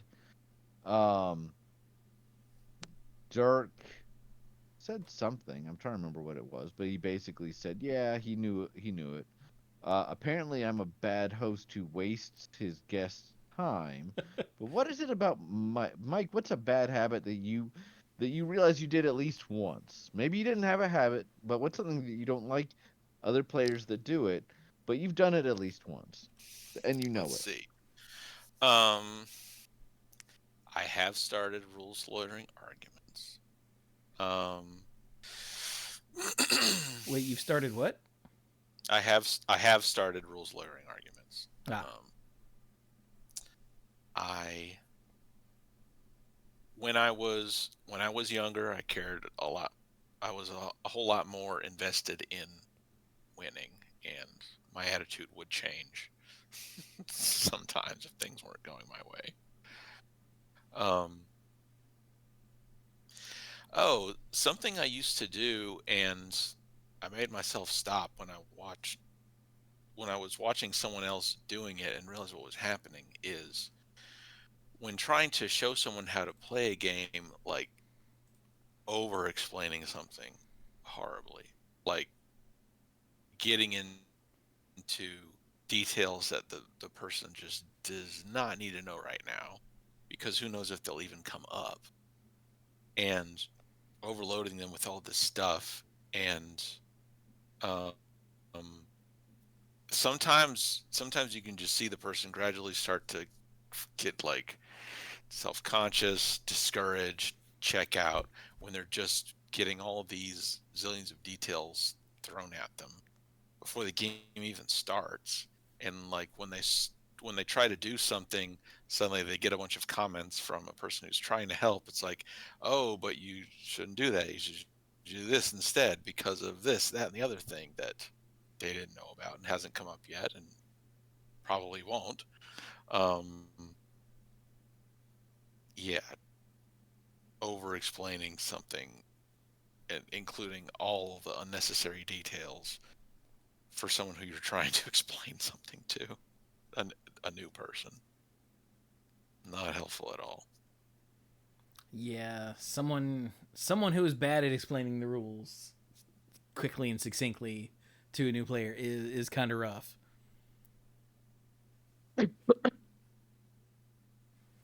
Yeah, that's another thing. Just being friends with Brian all these years, Brian is really bad at condensing something and simplifying it.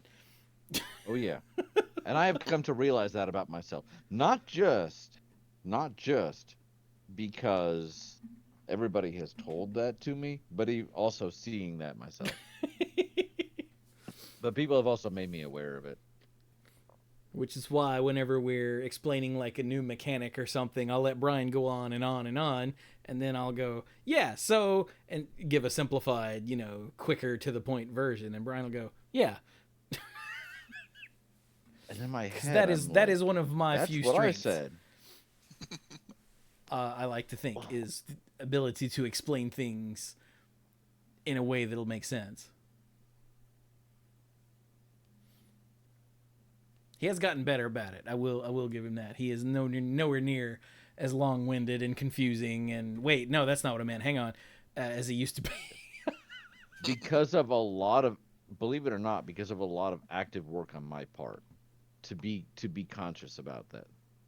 To stop Nice. thinking about it, stop, think about it, and be like, what does this person actually need to know?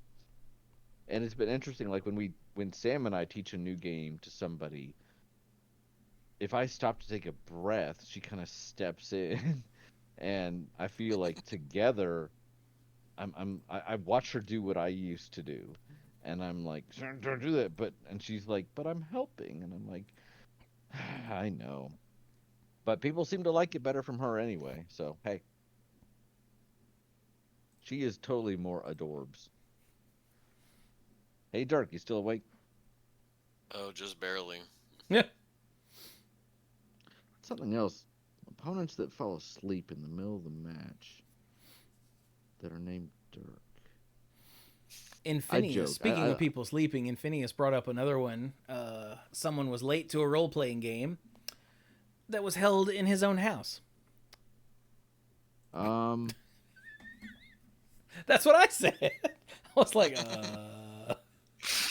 He said his partner at the time let everyone in. He was just asleep, but I was gonna make a joke about the partner handcuffing him upstairs in the bedroom, but maybe. Is this a Gerald's Game situation? Is that what is that what it's called? That is it. Yes. Yeah, that's the one. I need to watch that. Apparently, it's trippy. It's based off of a Stephen King short story. Because what isn't these days? Well, I think we've done a pretty good cross-section of annoying things that gamers do. Hopefully, not just to, vent, but that too, like I said, but to help people become aware of these are things that you might do. So please, and if you please try to work on that. If you identify at least 3 of the things we've talked about, call the number below now. Someone will help you. Unless their funding gets cut off, then they won't. They won't. So, sorry, keep going. How about... quick reminder, again, at the end of March, Chivos for Charity 2025 is happening. I haven't decided which weekend at the end of March, but it'll be one of those two. I'll be doing 12 hours of a charity stream on Friday, Saturday, and Sunday. I've got a big list of achievements that I'll be going for. They're going to be on a wheel, on a website. I'll spin the wheel, come up with an achievement, and go for that achievement until I get it or until I can't take it anymore. If I get it, it'll be deleted from the wheel, and we'll roll again. I also have a giant spreadsheet of Steam games to give away that will go to donations. It'll be broken up into sections, so every probably $100, we will reveal a new chunk of the spreadsheet, so that encourages people to give, so we can see more games to give away. If your first $10 just gets you a game off the spreadsheet. You tell me what you want, I go find the code and give it to you. And every $10, including your first one, gets you an entry into a drawing. Drawings will happen either when we hit financial milestones or when I get achievements. So, yeah. I'll probably, start with just a couple of drawings at the beginning, and then, the further on we get, I'll do, 5 or 6 giveaways every achievement or every drawing or something like that, just to get rid of more games because the spreadsheet is ridiculous. Yeah, and like I said, I'll be going 12 hours starting in the 10, 11 o'clock, maybe noon, and going for 12 hours each day. Oh, Lord. So I need y'all to spread the word. Tell everybody, that wants to help charity. No, I haven't decided which charity yet. I need to do some research into that to see if I'm going to do the same one as last year or pick a new one. But yeah, spread the word. We want to get word of mouth. I've got over 1,000 games on this spreadsheet. I've been collecting bundles for years. Here's 12 games for some amount of dollars, and I want 4 of them. What do I do with the other 8? Well, they go in the spreadsheet. So that's where these have all come from. Our humble choice every month has 1 or 2, maybe 3 games I actually want. The rest go in the spreadsheet. So it's just been growing for years and years and years, and I don't have anything else to do with them. So we're giving them away to help charities. So, come hang out. Like I said, it's going to be one of the last 2 weekends in March. If anybody has a preference either way, let me know. Because that will actually help sway me one way or the other. I'm going to try to get some dorks to either come over or hop on a Discord call with me to help keep me sane. Try to get... Hey, I'm a dork. Yeah, you are. Try to see if like Bill or Clues are also free to hop on a call and hang out for a while. Because goodness knows I'm going to need all the help I can get to stay sane, because doing this for 3 days, I'm almost certain is a mistake. But it's good for charity, which means it's worth it. So yeah, that's Chivos for Charity 2025 right here on twitch.tv/themanapool. You have to be present to win a drawing, so you can't just drop money and then show up, 6 hours later and be like, hey, what'd I win? Nothing. You got to stay here and hang out. Yeah, I said it. Is that it? I guess that's it. Yeah. So, how about some final thoughts there? My dorks. Dirk can go first. Yeah, Dirk, you go first. The swim team's doing great. We're got conference going on this coming weekend. We'll see how everything goes there. And new semester started. Everything's going pretty good there. That's good. Mm-hmm. Oh, I had pre-ordered Final Fantasy Rebirth. Yeah. And that took 6 hours to download. It is 154 gigs. Yeah. So it took a long time to get on my computer and everything, but I am thoroughly enjoying that game. Oh yeah? I have downloaded. I'm only in chapter 2. I'm still in the middle of chapter 2. I've been exploring the grasslands for I think it's 4 days. I downloaded it. We bought it on the sale at the beginning of January for the PS5, our new PS5, woo. And I have not had a chance to play it yet. And a coworker, another attorney, is like, "Don't you just love it?" And I'm like, probably haven't played it yet. And she's like, "You need to play it. You need to play it." Apparently, it's her first Final Fantasy. She'd not even play Remake. Oh wow! And she said she doesn't care. Like, she is thoroughly enjoying it. She cannot get enough of it. That is amazing. And I'm like, "Did you not want to?" And she's like, "I don't care. This is great." It's her like favorite game ever. She was the one that when Breath of the Wild came out years ago, she's like, "How amazing is that?" "I don't have a Switch." She's like, "You need to get a Switch." So now I'm like, "I've got Zelda." She's like, yeah, that's great. But how about that Final Fantasy? And I'm like, I love her. She's great.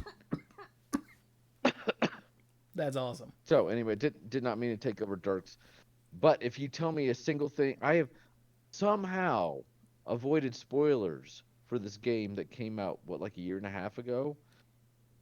So if you tell me, yeah, I have too somehow. Anything, it's weird. Mm-hmm. I will come over. I mean, it's nothing different from where it's been from before. It's just like there's nothing outside of the story that's special right now. It's just I just finished up with the swamp area, and that's Brian, there's a swamp. Now you know that. Now you have to kill Dirk. I must kill Dirk. And then I'll get to the swamp and I'm like, this is what Dirk was talking about. Ah. But yeah, that's as far as I've gotten so far. But I mean, that's all I got. But I mean, I spent two days unlocking achievements in the grasslands. Hey Dirk.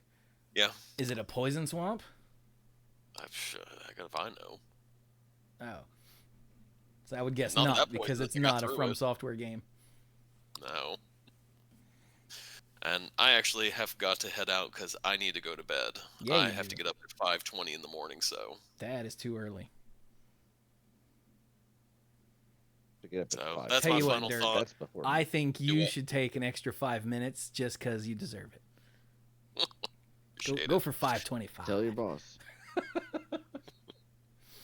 So with that, I'm actually going to head out, guys. So you all have a Good night. wonderful night. Night, Zerk. Yeah. Night, everybody. Unfortunately, I'm not even gonna because it's so massive. I'm not gonna install Rebirth until after the charity stream because I need to have all of the games on the achievement list installed and able to be just played. You know, oh, we gotta wait 20 minutes for this to install. No, that's not gonna cut it, and it takes up just too damn much room. It's the same. Baldur's Gate 3 is also, let's see, Baldur's Gate 3 is 143 gigs. So I'm like, well, guess I'm not starting that till after the charity stream either. Because I have not infinite hard drive space, and I got to install a lot of games for the charity stream.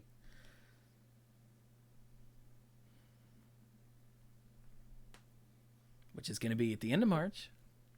Come give it to charity and get free games. Okay, sorry. So what else you got, B? I'm gonna be heading out pretty quick too. I've been pushing my throat a bit. Don't know how much it can it. Sorry. Wow. How much it's coming through, but I've got a bit of a cold and I'm fighting it right now. I will say, that we saw a couple weeks ago. We saw Mufasa. Ooh, sorry. And I understand some people were really down on it. I actually really enjoyed it. I know I've mentioned this before when it comes to the live action remakes. Oh, this is a movie. Quotations around it. Yeah, the Mufasa movie. I was Not sitting like here trying the to figure out first what in the blue hell you were talking about because I didn't even know there was a Mufasa movie. Yeah, it came out right before Christmas, and some people were down on it. And yeah, I was not a huge fan of the live action remake of The Lion King, but as I've mentioned, I tend to like the ones like Maleficent that actually try to tell the story from a different angle. I think that's kind of cool. And this one I enjoyed. There were a couple characters where I definitely was like, I know that voice. Where do I know them from? Like Mads Mikkelsen, um, or other people that I don't know the name of, but I'm like, I know that guy. But honestly, it was a lot of fun. Didn't take itself too seriously. There were a couple scenes that I don't want to get into it because it's still a pretty new movie. It's been out for about a month or so, that kept popping up that I didn't really like, and they seemed really, really juvenile. And then I had this epiphany some part way through after one song that I was like, you know what? Maybe it's okay if this film is aimed at not cynical 40-year-olds. Maybe a 5-year-old that saw The Lion King and wants to see this, maybe they're allowed to have this movie because there's definitely some juvenile stuff in there. It was not like a Peppa Pig episode or something like that, but it was definitely aimed at a younger audience. I think I could see that turning some people off, but um, I thought it was still really enjoyable, and even if I had it was definitely aimed at someone much younger than me. I thought it was pretty pretty enjoyable. Now I feel like I think I'm getting a little tired. My throat is running out. So that's my final thought. Always good to talk to these guys, and I will hopefully talk to everybody again soon. All right, then. Sorry, got kind of rambly there, but You Mufasa, never. good. Night, B. Have a good night, guys. Good night. Well, what you got, Mike? Oh, let's see here.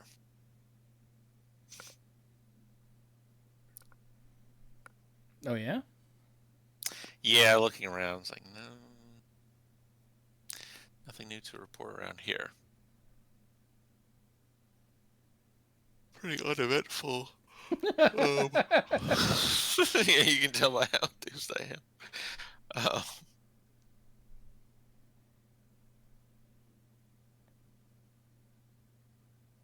No, no, that's it. Mike just got nothing. Mm-hmm. Let's see, what have I been on? I finished Tunic. At least I finished streaming Tunic. Tunic is something like surface level. It's a little, you know, Zelda clone type game with Souls-like combat where you're in a, you know, an adventure game and you're an adorable fox and you fight bosses and do things and collect collectibles and then go fight the final boss and win. Yay.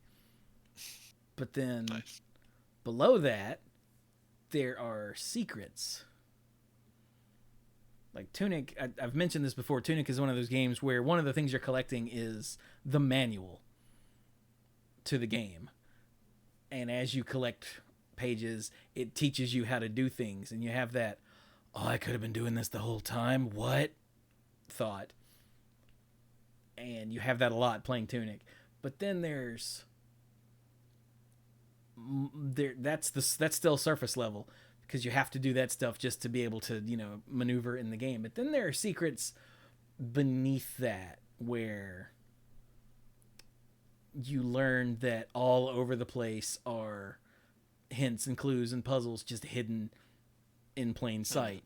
And because you don't know what you don't know, you don't realize they're there. And then when you do, you're like, what the hell?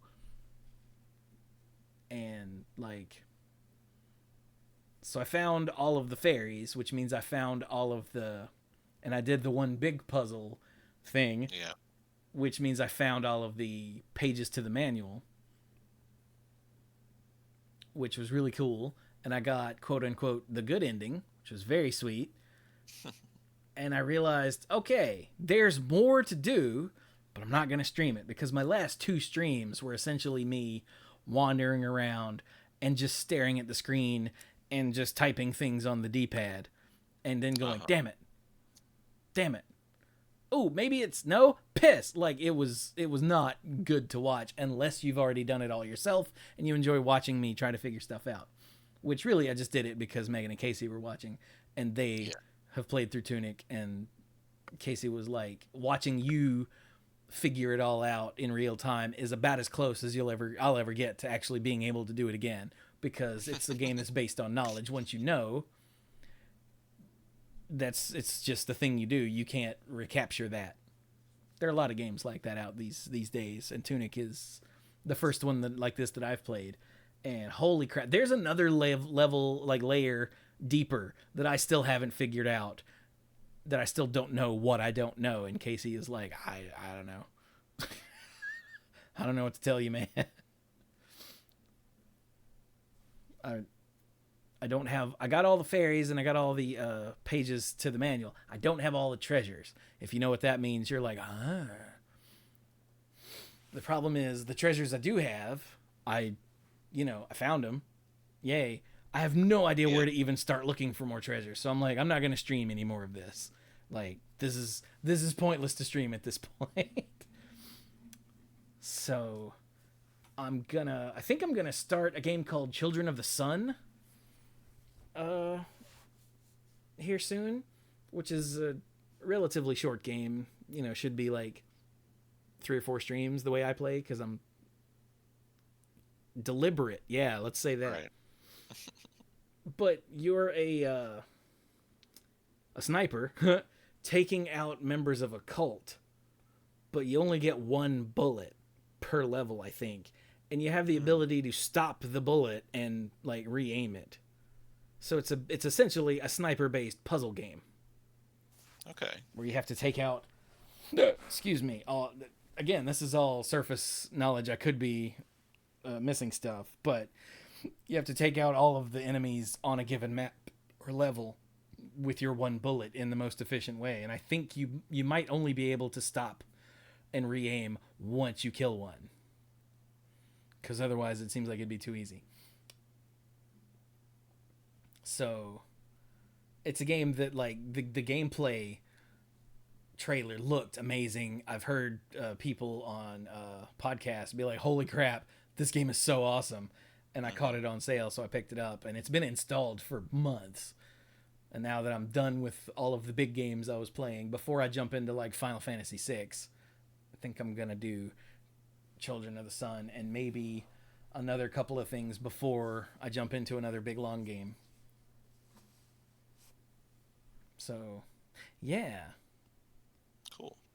It's a sniper puzzle game, sort of. Like, the enemy, if I remember correctly, like, the enemies looked sort of like in Super Hot. They were like monocolored things. It's not like super graphic or anything. It's very stylized.